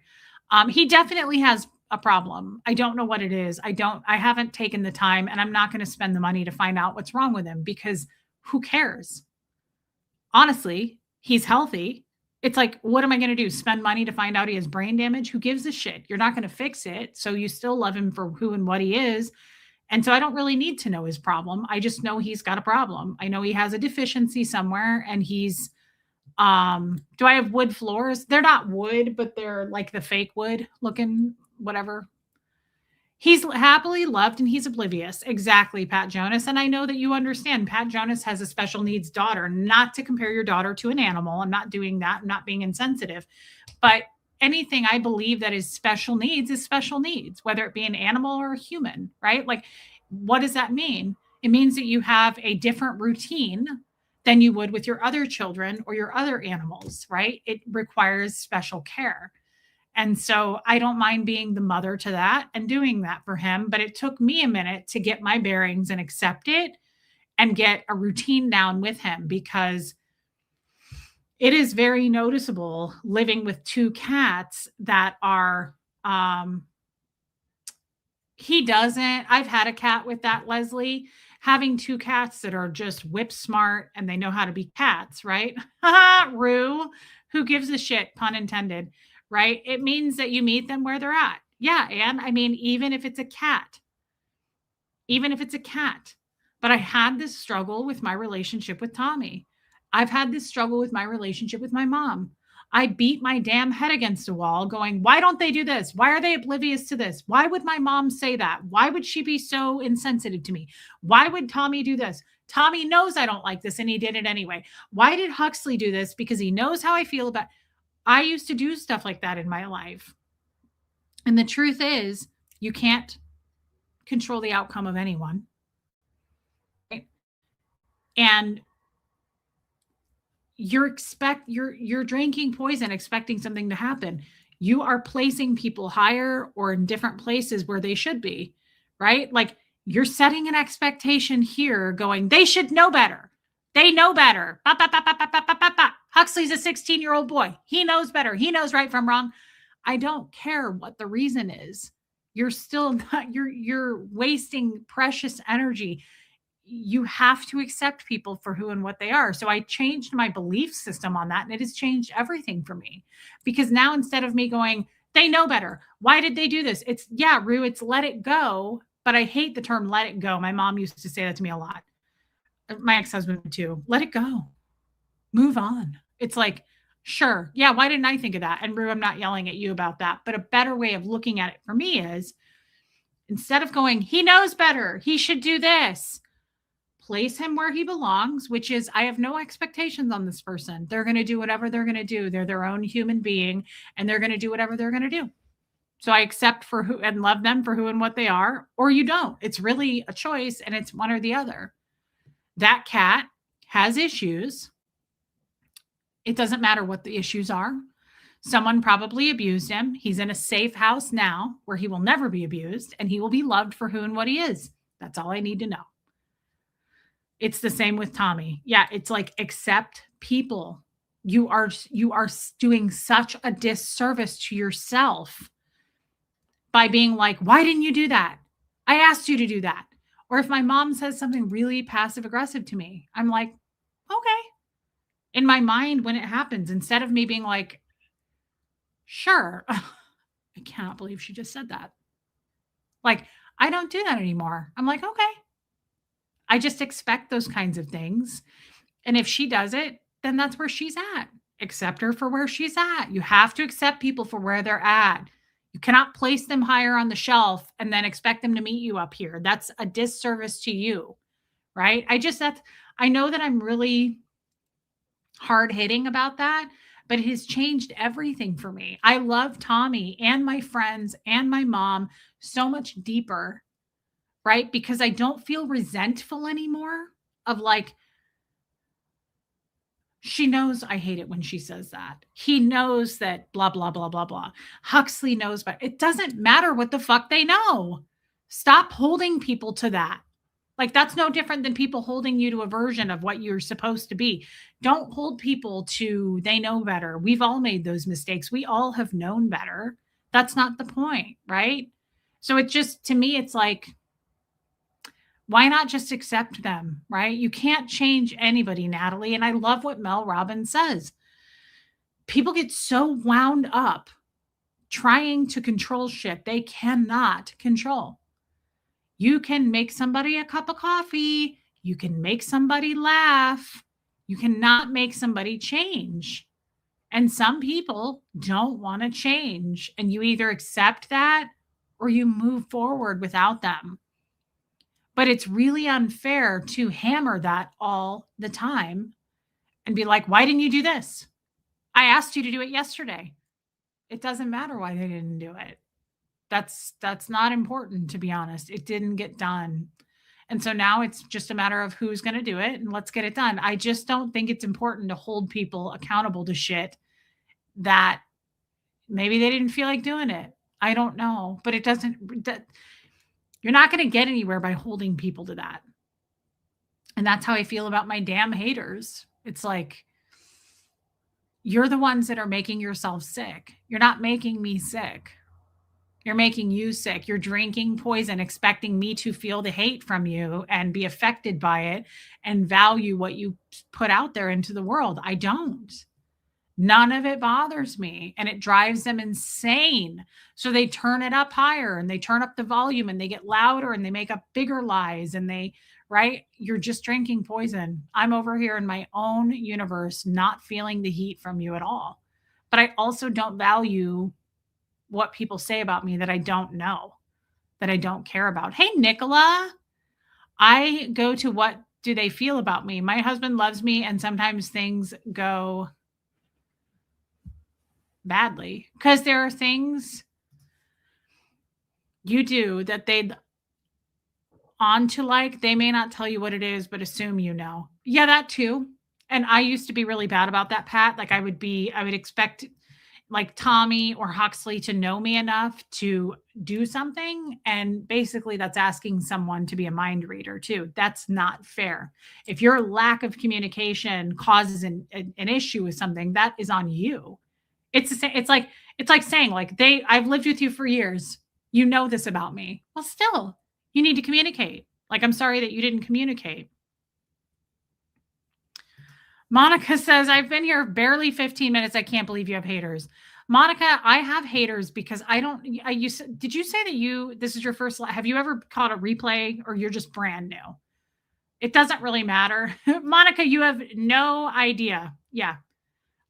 what did I just do? Okay. Um, I am a former Scientologist. I was in Scientology for 38 years. And hey, Jerry Ellen and I'll just make this quick. The haters are being paid by Scientology. Scientology is an $8 billion tax-free organization that uses a lot of its money for PIs following you, tracking you, pressuring you, bullying you, but they also spend money on people on the internet to hate and put out as many possible lies as they can, right? So the whole campaign is a smear campaign. So plant as many seeds of doubt as you can. And sometimes it works on people. Hey, Jason, thank you, Monica. I'm just really glad you're here, girl. But it works because what does it do? It by organization. Reese means cult. Yes. But if they get you to watch what they're saying, and I'm a liar, and I'm a fraud, and I'm a child abuser, and Tommy is this, and we're doing this together, and maybe it works on you and it plants those seeds of doubt, then it works and you cross over. That's just all they're trying to get you guys to do is to leave my channel, unsubscribe, and go to their channel, right? But they're being paid to do that. They're total strangers. I've never met these people. And I've said this a lot. Just put it together, make it make sense, right? Most of these people who hate me are claiming my story is a lie, right? That never happened. She's not really a victim, right? Which is by all means one of the most disgusting things you can do to a person is to minimize their story of abuse, their story of trauma, right? Like saying she wasn't really raped. What? Like that's the most disgusting thing you can do to a human being, a person, a child, a senior. I don't care who it is. I've been out of Scientology for 3 years and 4 months almost. So why would a total stranger care? Think about that for a minute. Why would a total stranger on the internet take the time to make daily videos, edit them, and put them out there for the world for you guys to go see that's never met me, doesn't know me, doesn't know my kid, calls my son's school, calls child services, puts out all these planting seeds of doubt about my Scientology story? Gee, why would someone do that for free?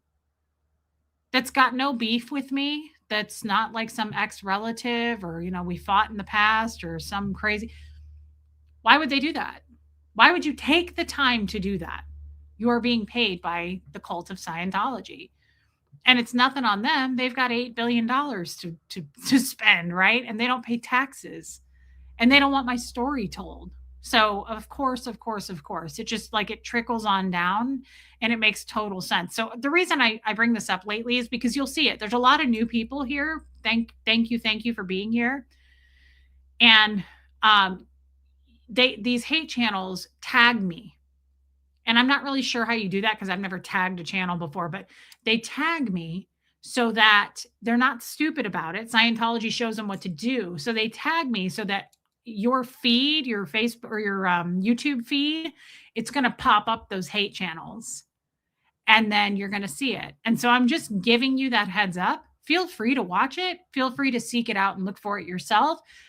But just know that you'll see that and know that that's just a paid Scientology hate channel.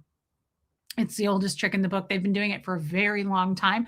I am one of tons and tons and tons of ex-Scientologists they do this to.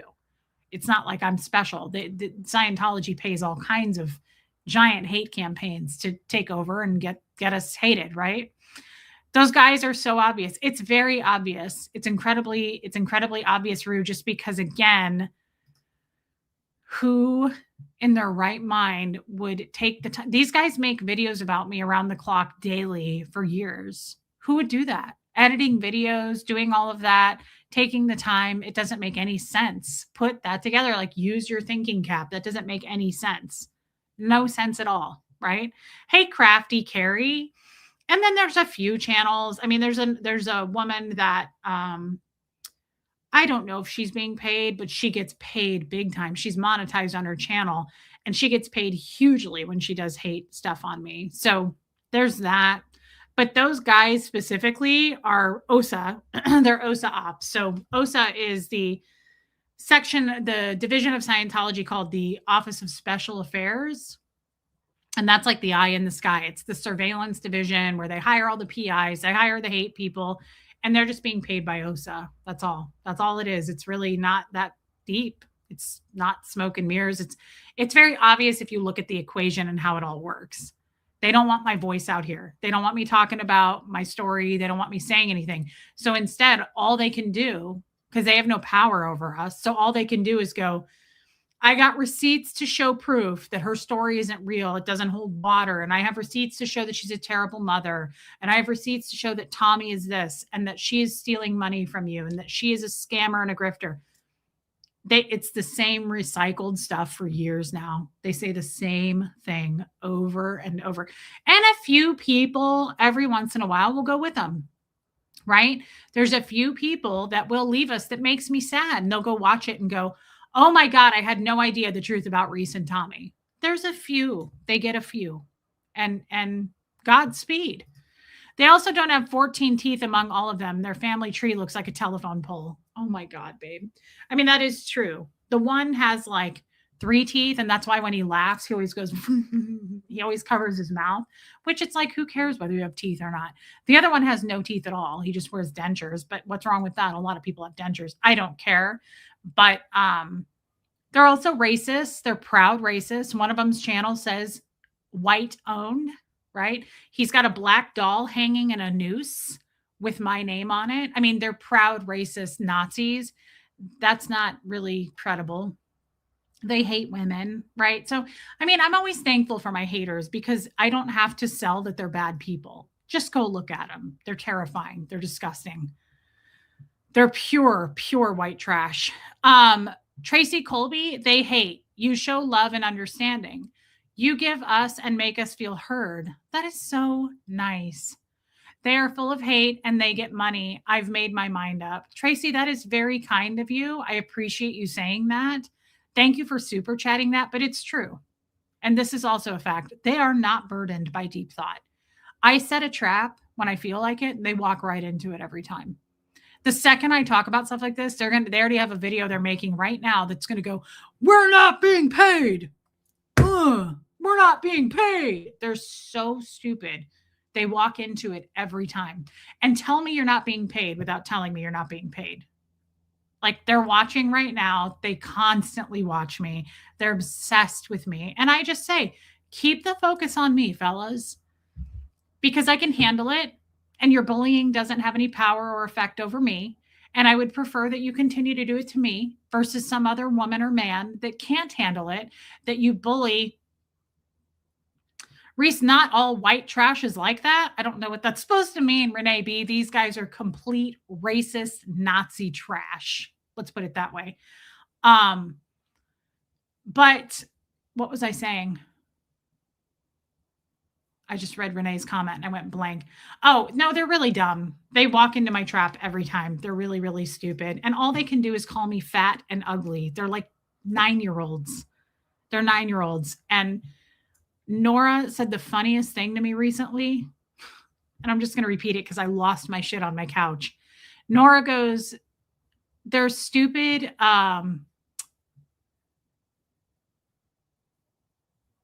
Monica, that is so sweet.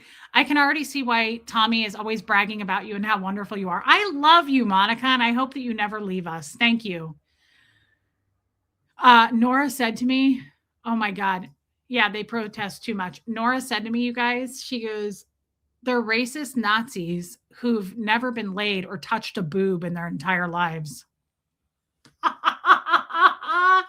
They've never touched a boob. That's what she said. She was like, they're racist loser Nazis who've never touched a boob or been laid in their entire lives. And I lost it on my couch. I was like, what?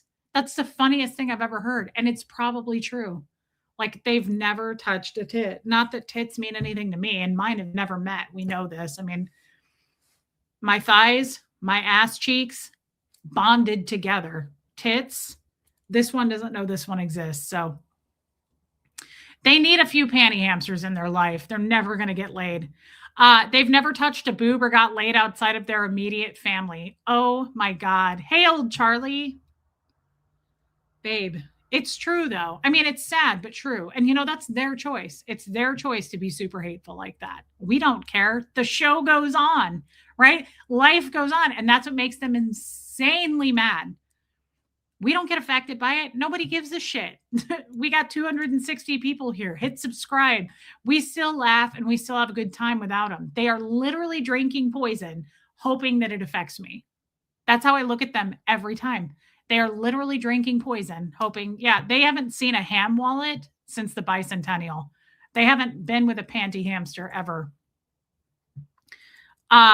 Reese, if it wasn't for you in this community, I don't know how I would make through this hard time in my life. You guys are my family more than my own.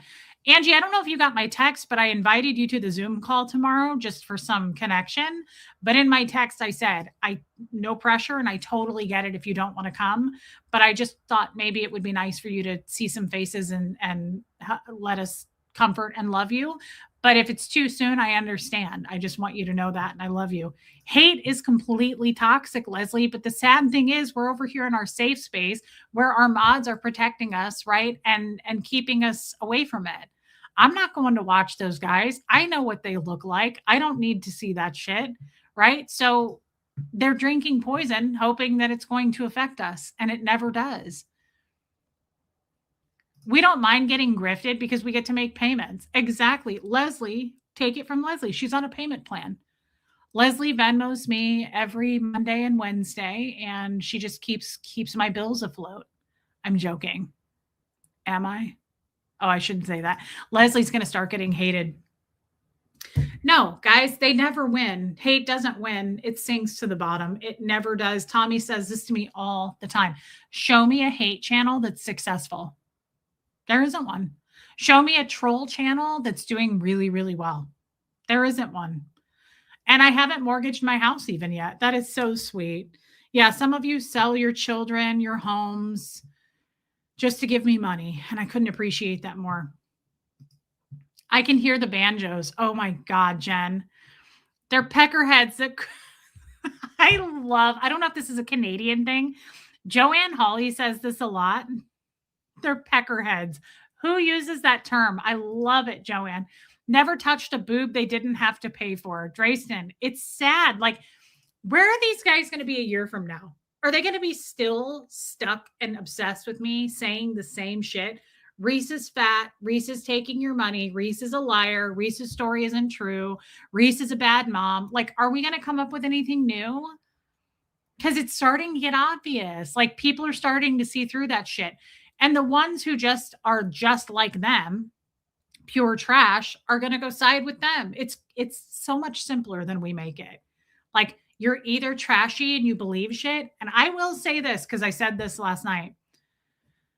Don't they have to pay for sex? God, I hope they don't have sex. That sounds terrifying. I can't imagine that they would know what to do with a panty hamster. I think they would look at a ham wallet and be like, what do I do with this thing? I don't know.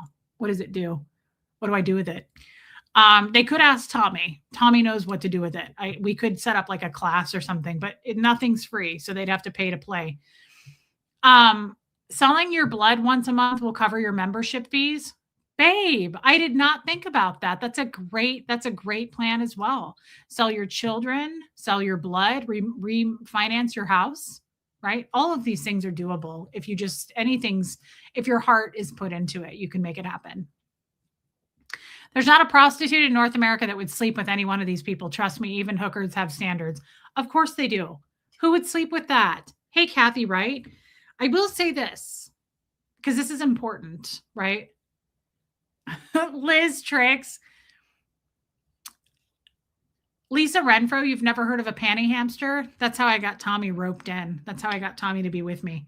We were on a panel one night for the first time. Can I pimp out my mom? Absolutely. And I think that's a great idea. Craigslist? Smart.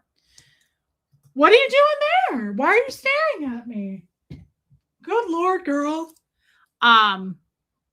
Hey, Charcoal Ninja. Guys, if you just sold a kidney, West Coast, I appreciate that so much. Your money is going to the right place. Thank you so much. Thank you for your super chat. If you easily believe that stuff, and it's not just the hate on me, I mean the hate in life. If you One of my haters constantly is like, come over, I got the tea on Reese, or I got the latest gossip on Reese, or let's spill the tea. That is the most gross statement. I have never been that kind of a girl. As long as I can remember people who are like, I have something to tell you. I'm like, I don't want to know. I don't care. It's a poor reflection on you. But if you are into that kind of a thing, one, I don't want you here anyway. Like you're not the kind of person I would that's if you're just looking for like the latest on people, that's something you should take a look at, right? Like if you get off or that flips your switch to get the latest crap on people, right? Life is hard enough, but making up lies and telling people their stories don't matter or their trauma wasn't real and minimizing it is a really gross thing to do. And if you are that easily swayed, that is a fact that you are easy to manipulate. So just keep that in mind. If you are easy to sway and play a game of telephone and be like, guess what? You're easy to manipulate. Liz Tricks, cat food savings. Oh my God. I know, Monica. Liz Tricks, I love you. I'm excited for you to retire and thank you for your super chat and thank you for living a life just of mere crumbs of the cat food. Thank you for that, Liz Tricks. And there's no shame in that. Reese, you spill the tea on yourself. That is true. Leslie, none of them work. None of them your tax dollars are paying for the ability for them to stay home and hate. This is true. I mean, one of them streams. He doesn't even have a computer. Hey, Don Clark. Thanks, Dawn. Me too. This is the Boundless Berry color in that blush. None of them work. And one of them doesn't have a computer, which who cares? But he streams like from his mom's car. And it's really creepy. The whole thing is just creepy. And he wears children's attire. Like he wears like a kid's bike helmet and like kids' sunglasses. And I don't know what that's supposed to mean. I'm like, what in the Jeffrey Epstein is going on? I don't want to know, but it's creepy and it's weird. You didn't finish the panty hamster story. That is a disservice to all people and don't know what you're talking about, love. So Tommy and I very first met on a panel on YouTube. We can talk about this tonight on your show, babe, on a panel on YouTube. And it's so cute. And we were playing a game with there were like 6 people total, I think, on this panel. And we were playing a game. What was it called? Bad People. I think it was called Bad People. And really, Tiny, you wouldn't understand because you've never made a mistake in your whole life. Plus, you're just purely gorgeous and you're purely of the Lord. Love you, Punky. So we're playing this game called Bad People, and you have to vote who's the most likely to do stuff. So like one of the questions was most likely to be in a house fire and shove everybody into the fire and run out screaming. Like it's bad. It's bad behavior. Who's most likely to commit that bad behavior? It will forever baffle me. The hate watchers, they're all, man, there's too much positivity in my life. I need some more hate in my free time. Yeah, I'm trying to avoid positivity. Can you please send me some hate channels to watch? Hey, Lacey Silver. So the question came up, one of them, I don't know, Leslie, and for me and Tommy, and it said most likely to shave their genitals? That was the question. And it was so funny because I piped up before anybody could answer anything. And I said, don't be voting for me on this. You guys know my schedule. And I said, I shave my panty hamster every Friday. And Tommy, I had never met him until that night. And he was so cute. And he's sitting there on his screen and he goes, rocks back. And he's like, like he loses it. And he goes, I shave my panty hamster. And I went, every Friday. Yep, Lacey Silver. And Tommy goes, and I'll never forget this. We do it to each other all the time. Tommy goes, I'm sorry, every Friday? And it was so funny. It was so cute. The timing was perfect. And I said, I'm a blonde. And he goes, okay. And I said, so it doesn't really show. And he went, all right. It was so cute. Hey, Allie. So I just went, don't be voting for me on this. I was like, I shave my panty hamster every Friday, which I do. Yesterday was Friday. That train is never late. But it was just so cute how Tommy laughed. I just really made him laugh. And he told me, he was like, you made me laugh so hard. And women don't typically make him laugh. And he was like, that's the moment. That was it. Like, I just knew, I knew I loved you. And I was like, that is so cute. So we talk about it a lot. And every once in a while, I will go, I'm sorry, every Friday. And Tommy will go, every Friday. And so it's just really cute. Aren't you cute? If you guys come over to the lifeboat here in 40 minutes, I think I'm doing a show with Tommy tonight. And we're going to talk about Scientology. He has some good questions. He's going to interview me. We're doing like a part 2. And so, yeah, it was really cute, Allie. It was so adorable. You had me at Panty Hamster. Isn't that cute? I decided a couple of years ago, absolutely. I'm done with the drama. No more drama. I'm done with it. Kathy, it is a decision to make, right? It's like you're either in or you're out. People will come to me and be like, hey, I watched this guy do hate on you and I need to know the truth. He said this. And I'm like, first of all, I don't know you. Second of all, I'm not here to explain myself. I am not going to pick apart what someone who's never met me says about me and my son. Like, I'm not going to explain what some hater being paid to hate me is doing, right? So you're either loyal or you're not. And I am loyal to the people who are here and want to be here. I don't need to explain to people my life or my past decisions. And by the way, some of the things I say are likely true, but it's because I was making decisions in survival mode. How many of us have had to do that? Many of us.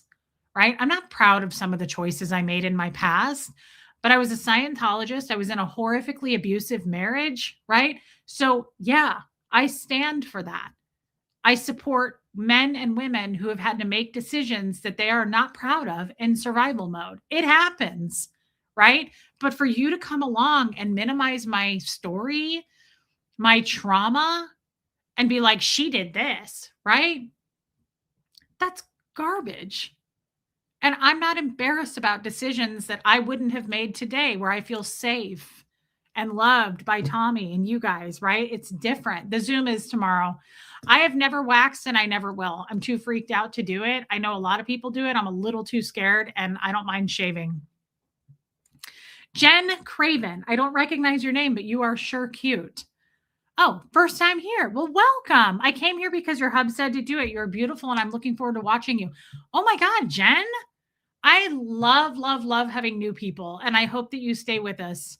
Thank you, Jen. And you are really cute. You're a beautiful girl. Thank you for being here. And thank you for the super chat. You don't even know me, and you just super chatted me. Thank you. That was really, really kind. That was very kind of you. That helps me a lot, and I appreciate that, Jen. I found Reese from Tommy as well. This is a fabulous place. Mama Bear, we love having you here. Jen, I don't know you well enough, but this channel is all about, Tommy's great, but we're very different content creators. This channel is similar in that there's connection on the boat too, but he does like true crime pretty much. This channel is me coming out of Scientology. Hey, Lynn as well. This stream is for, I always say, you guys, the chat, are my guest for the evening. So like hey, VPRX, we just chat. I just engage with you guys. And it goes where it goes. Sometimes we have a little bit of a topic loosely that we do. Sometimes we have zero topic and we just go into all kinds of things and into the weeds. So Jen, I hope that you'll stick around and give it a couple of chances because there might be topics that you don't like and it'll be totally different tomorrow. So I always tell people that, but this is the best place because of this community. People here have made all kinds of friends around the world. It's an incredible place to be. And this whole community has lifted me up. Natalie says, I'm here from the boat and I'm honored to share my time with you. I am so thankful for you guys. And it's like people either get it or they don't. It's either for you or it's not. It's like our Zoom call tomorrow. The people who come to the Zoom call get it.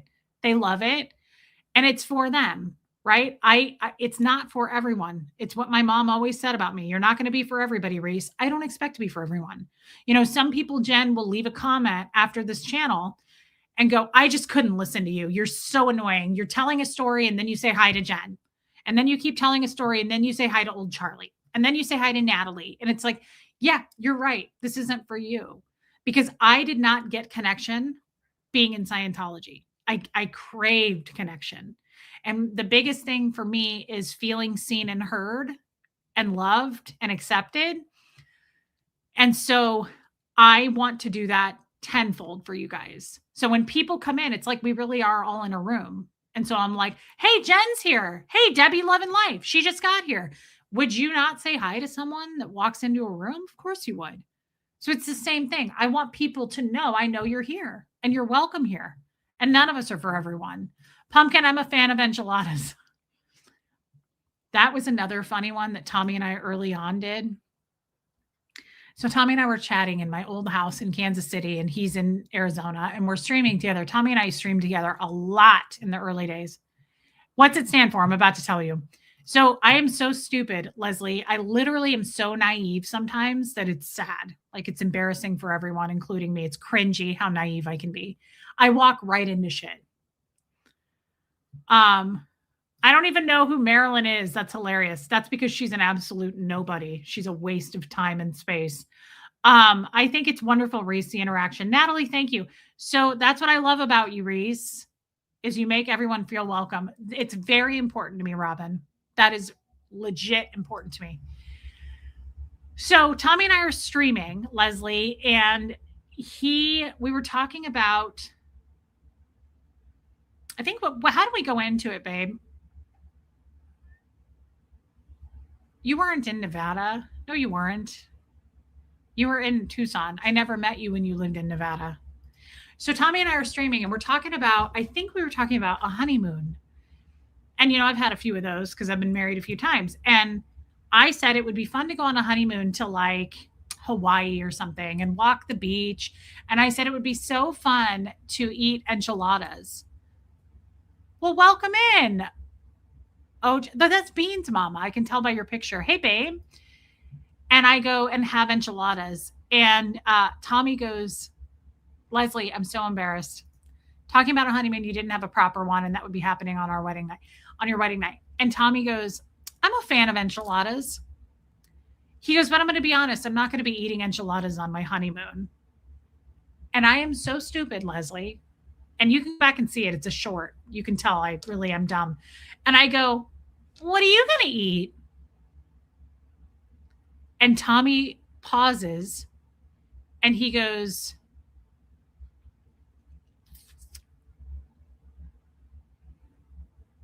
and I went, oh, I was so embarrassed. I was like a 5-year-old kid. He goes, I'm a fan of enchiladas. He goes, I'm going to be honest, I'm not eating enchiladas on my honeymoon. And my dumb ass goes, what are you going to eat?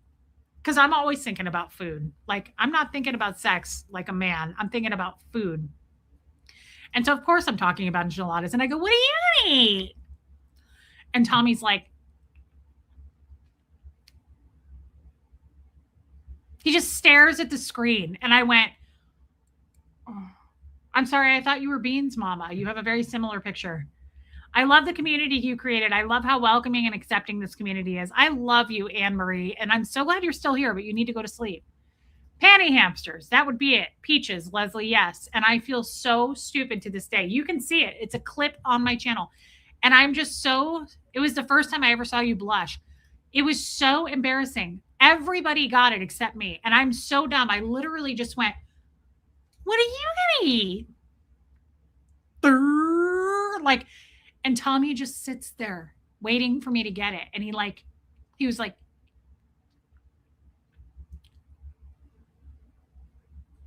and I went, oh, and I turned bright red. I was like, oh my God. I felt so stupid.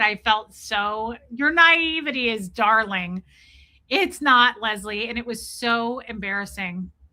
Reese, it was hilarious. I remember that. The look on your face when you did get it was priceless. It was so embarrassing. I remember just being like, oh my God. It was just so lame the way I said it. He goes, I'm a fan of enchiladas. He goes, but I'm going to be honest, I'm not eating enchiladas on my honeymoon. I'm like, I'm thinking like, what's he going to eat? Pizza? Like steak? Is he going to get like shrimp skewers? That's where my mind went. So I'm like, what are you eating? Dumb bum. Reese, I hope someday when you and Tommy are in the same room, we can have a call-in show. Those were the best. We have Zoom, but not everyone can join us. That would be really fun. We did used to do a call-in show, and there's no reason we can't do that. We could do that. How quickly will his dual live stream go off grid later? I think, babe, correct me if I'm wrong. It was probably the first and last time I've seen you blush because I don't get embarrassed. And I don't usually walk in. I turned beet red. Yes, I did. I don't usually walk into doors that stupidly. Like, I'm not the brightest on things. Hey, Marty Jewel. But that was embarrassing. And just the way I said it,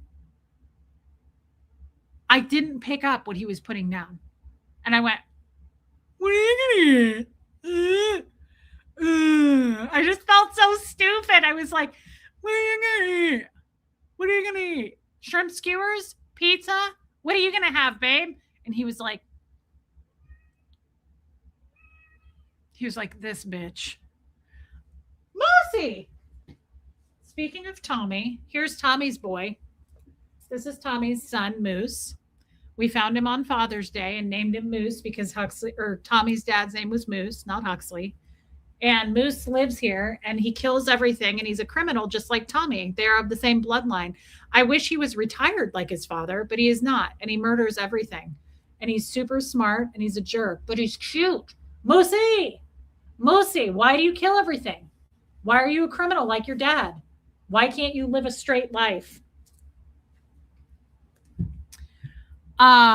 That's that. So that was really embarrassing. If you guys come over to our show tonight, you should, and we can talk about this stuff because it's a lot more fun to talk about this stuff with the man. I've done over 4,000 videos on YouTube, and hands down, that's my favorite video ever. It's just short, but it's magic. Babe, you're really cute. You're really sweet. Is that a seal point? I don't know what that means, Lisa. He's a Siamese, I'm guessing. I love you, babe, and that was really sweet. I'm so dumb sometimes, too. My ex would ask me, did you only go to school to eat lunch? Oh, my God.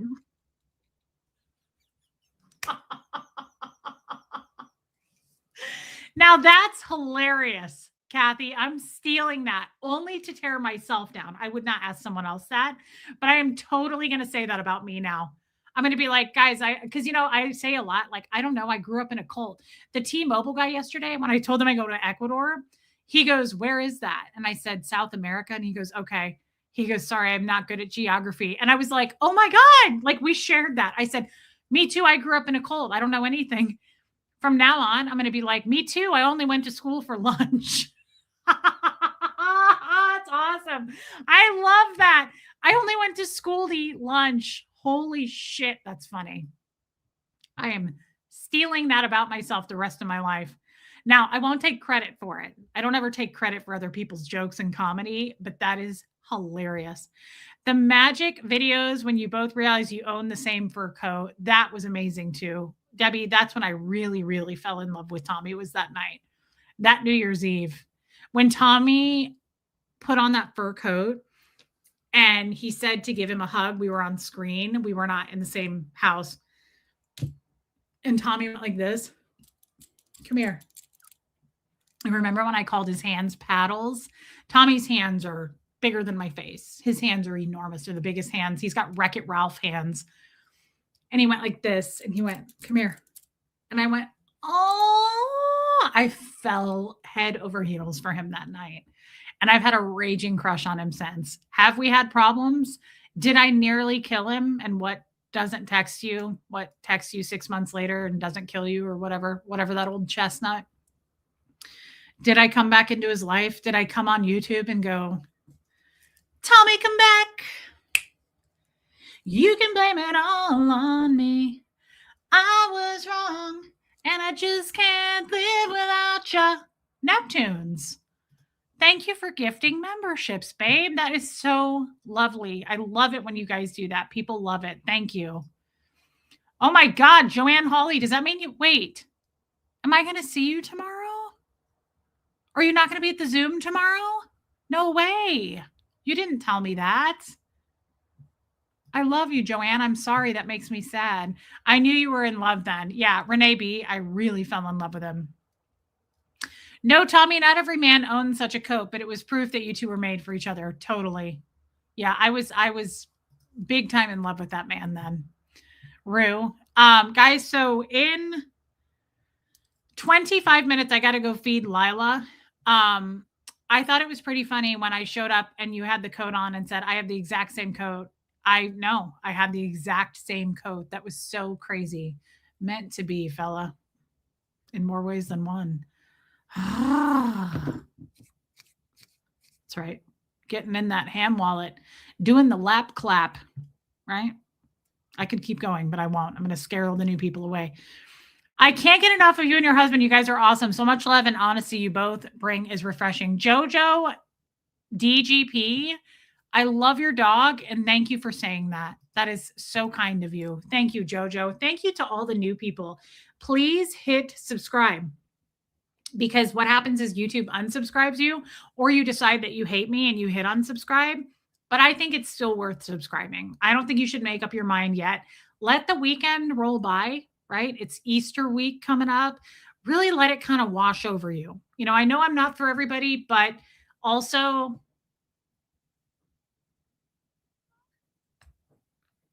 I'm a sardine. Jojo, thank you for being a member.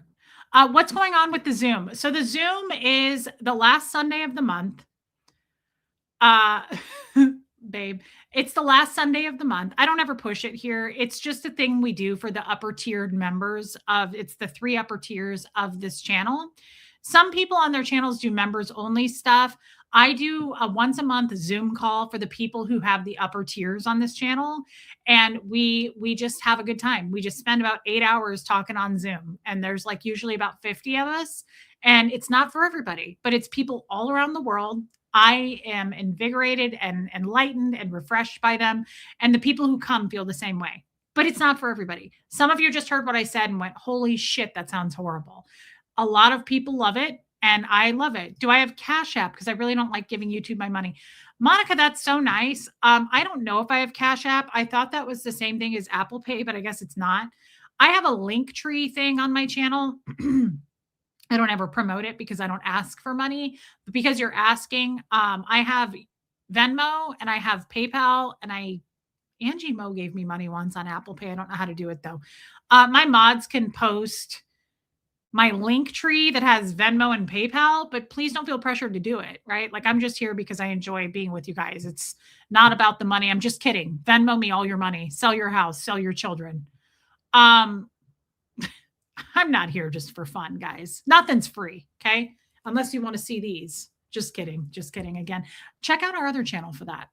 I'm already hooked. Tommy was right. You're hysterically funny. I'm a true crime junkie, but you are now my comedic relief.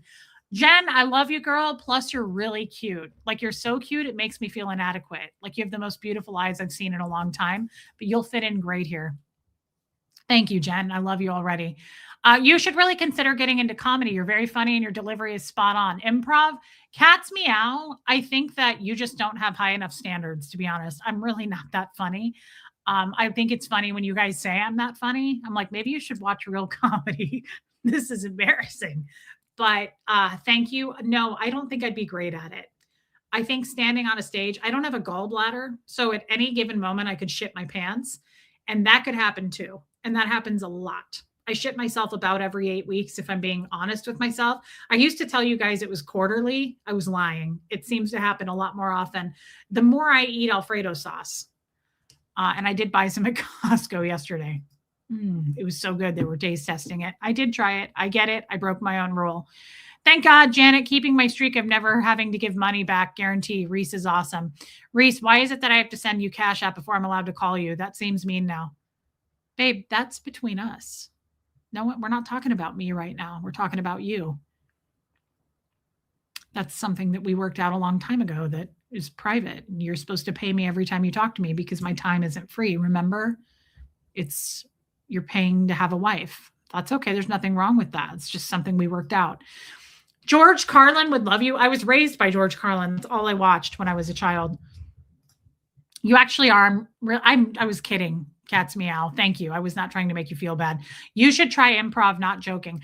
I just don't think I could do it. I don't think I would know what to say, honestly. But maybe, I mean, I do it on YouTube. I don't know, girl. I just don't know. But thank you for the vote of confidence. Anyway, babe, it's nobody's fault. Absolutely. And you're true blue. Payment for services is a secret. I shit my pants, but I have inflammatory colon. Yeah, everybody has something, but we all shit ourselves the more we age. Go mortgage your house. Let the rest of us get in line. Leslie, I like the way you think, girl. So I will see everybody for the Zoom call that's coming to that tomorrow. You will not see me tomorrow on YouTube. It's unusual. For the new people, I am here every day of the month almost, except the last Sunday, which is tomorrow. And then I always say here and there, I'll take a day off. But usually at maximum, there's 3 days a month. I may not be here. But otherwise, I'm here every day between 4 and 6 p.m. typically. And we stream for about 2 hours. So if you're willing to be here, I'm willing to be here. I love you guys. And I love meeting the new people. I'm grateful to all of you. And I appreciate it. It's like an airline. You have a choice, right? And thank you for choosing Relatable Reese and supporting your local digital panhandler. And again, I'm a small business, local, digital panhandler. And you are like Rue right now. Everybody be like Rue. Is everyone in person on the Zoom calls? I may break the camera with my gorgeousness. That's what I like to hear. Yes, they are. They're on camera. And that's the best part because we can laugh. We can see each other. For me, it's super therapeutic because I can see you and I can cry into your face. And that's what's important to me. I can dump all my problems on you, Rue. And I love you. And thank you for your super chat. And you are unbelievably gorgeous. Leslie gave me a super sticker because she mortgaged her house. See, be more like Leslie, guys. Sell a child. It's not that big of a deal. There's all kinds of deals on Craigslist. People who do wet work, right? Just kidding, babe. Inside joke from the movie Horrible Bosses before anyone gets weird. Thank you, Leslie. Hey, Fen Jenberg, sending peace and love. Looking forward to tomorrow. I cannot wait to see you tomorrow. I'm really looking forward to it. And your cute bangs. Nobody pulls off bangs except Jen Finberg and Zoe Deschanel. And it pisses me off, but I also love her. She's a close friend. So it's a confusing place to be. And I haven't fully worked through it. Jen, thank you for your super chat. And I love you guys. Thank you for being members, for gifting memberships, for watching, hitting like, hitting subscribe, hyping this after the show, and for your super chats. I mean it. They help me and my son. So I'm always grateful for that. I never expect it. And I love you. I will be on Tommy's channel. I got to go feed Linda. I'm on Tommy's channel in about 25 minutes. So we're going to hop over there and do our stuff tonight. It'll be a lot of fun. Plus I get to look at him and flirt with him. Babe. Sorry, that's for later. Okay, Joanne Holly, good. You reassured me. Is that Ruth Ann? She'd obviously break a camera. Ruth Ann, poor Ruth Ann and her problems. We can't help her with her next door neighbor, George Washington, and she boned Abraham Lincoln. That poor woman is really stuck in a time capsule. More boobs. Monica, I'll see you on the boat. Babe, quit rolling your eyes and pay me some money. All right, I'll see everybody Monday. Act right until then. Act right about your life. I'll see everybody else on the boat here in a few minutes. Thank you for hitting subscribe. It means the world. Thank you to the new people. I love you guys, and I hope you come back. Give me another chance. I'll do better. I mean, I won't, but love and accept me for where I'm at. Okay? We talked about this. We talked about it. I needed this. Have a great evening. And I'll see you tomorrow, babe, and I love you. All right. Love you. Good. Angie Mo's feeling a little bit better. Maybe we'll see you. Maybe we won't. And that's okay, Angie Mo. I just wanted you to feel warm and welcome. All right, Natalie. Guys, mods, I mean it. You're the best. Thank you for keeping us safe. I love you guys. Good night, Anne Marie. Get some sleep, babe. And thank you to the replay crew. All right. I'll see you guys Monday. And I'll see everybody else on the boat in a few minutes. Love you all. Night, guys.